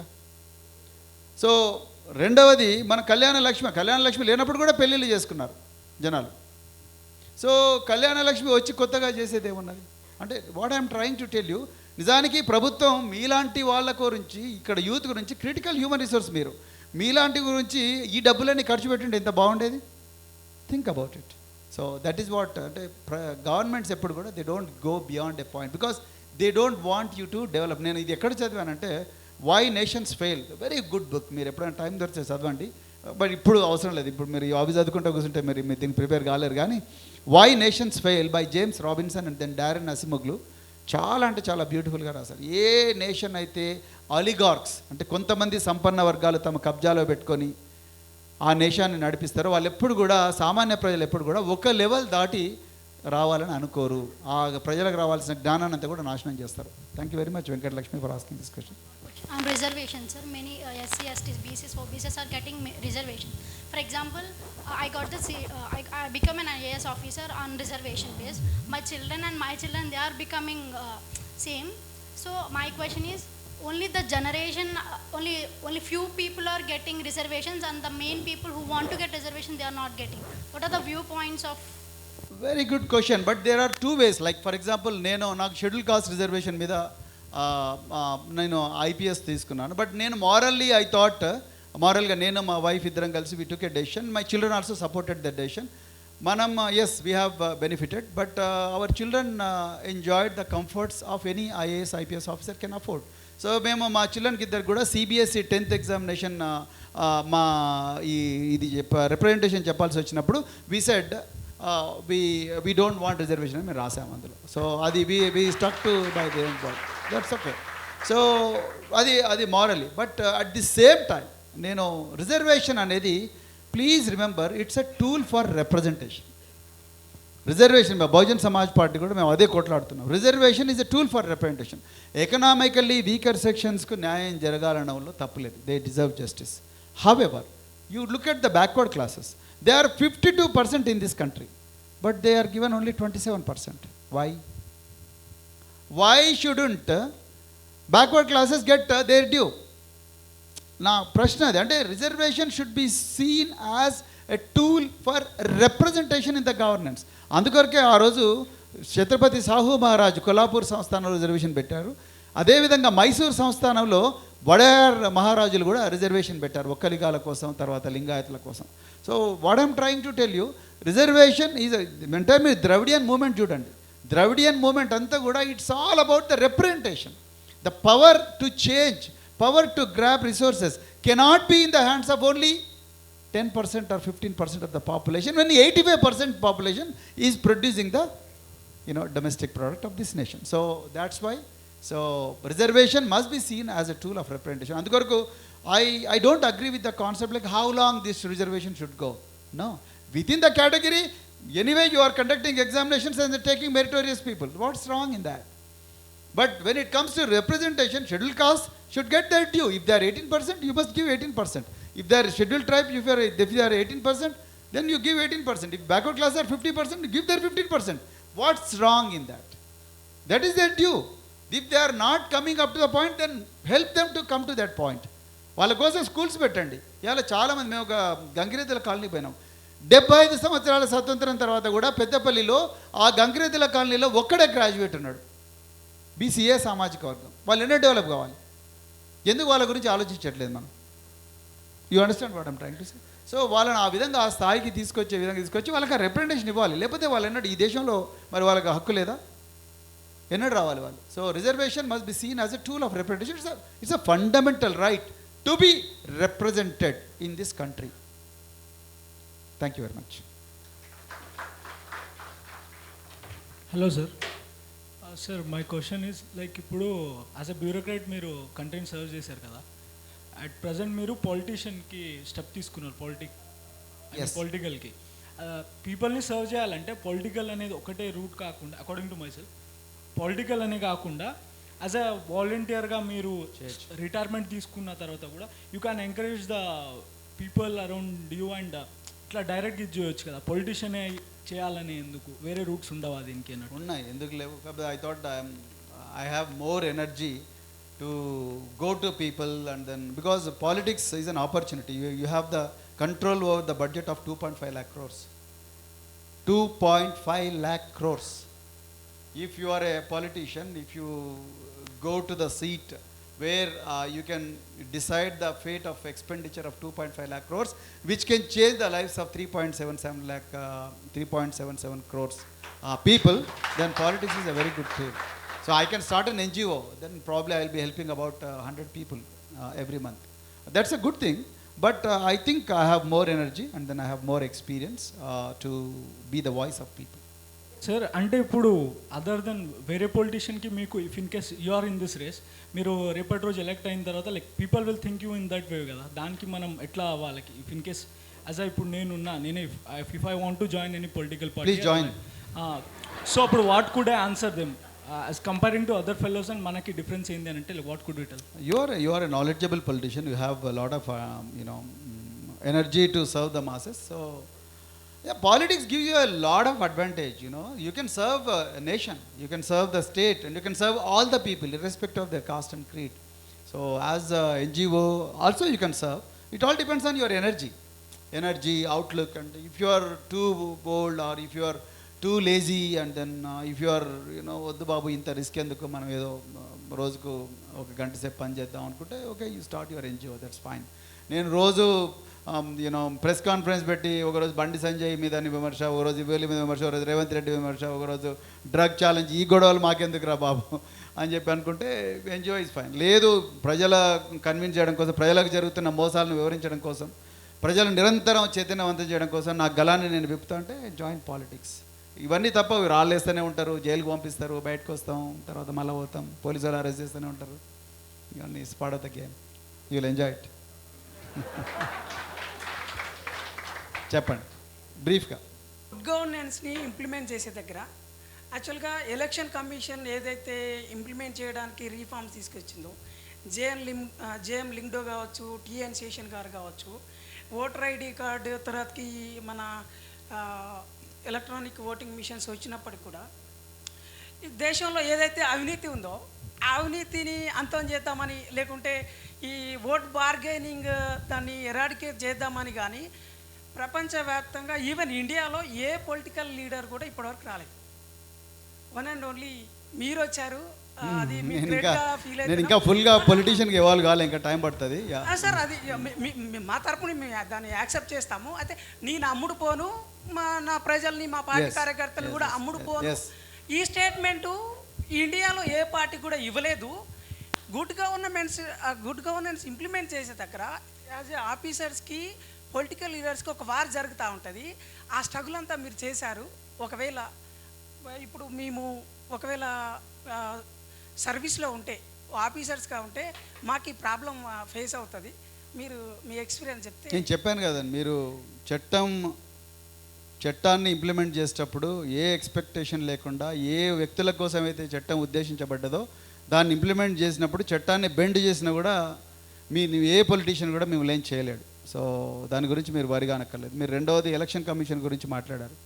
సో ఎలక్షన్ కమిషన్ కేవలం ప్రేక్షక పాత్ర వహిస్తున్నది. ఈరోజు మరి చాలా చోట్ల కూడా ఎలక్షన్ అనేది కేవలం తతంగా మాత్రమే మారింది. అంతే తప్ప బాగా డబ్బున్న వర్గాలు తమ కోట్లాది రూపాయల దోపిడీ సొమ్మును తీసుకొచ్చి ప్రజల మీద కుమ్మరించి మరి ప్రజలను మత్తులో ముంచి ఓట్లు వేసుకోవాలని చూస్తున్నారు. దాన్ని మార్చాల్సింది మనమే. ఎవరో ఒకరు స్టార్ట్ కావాలి కాబట్టి ఐ స్టార్టెడ్.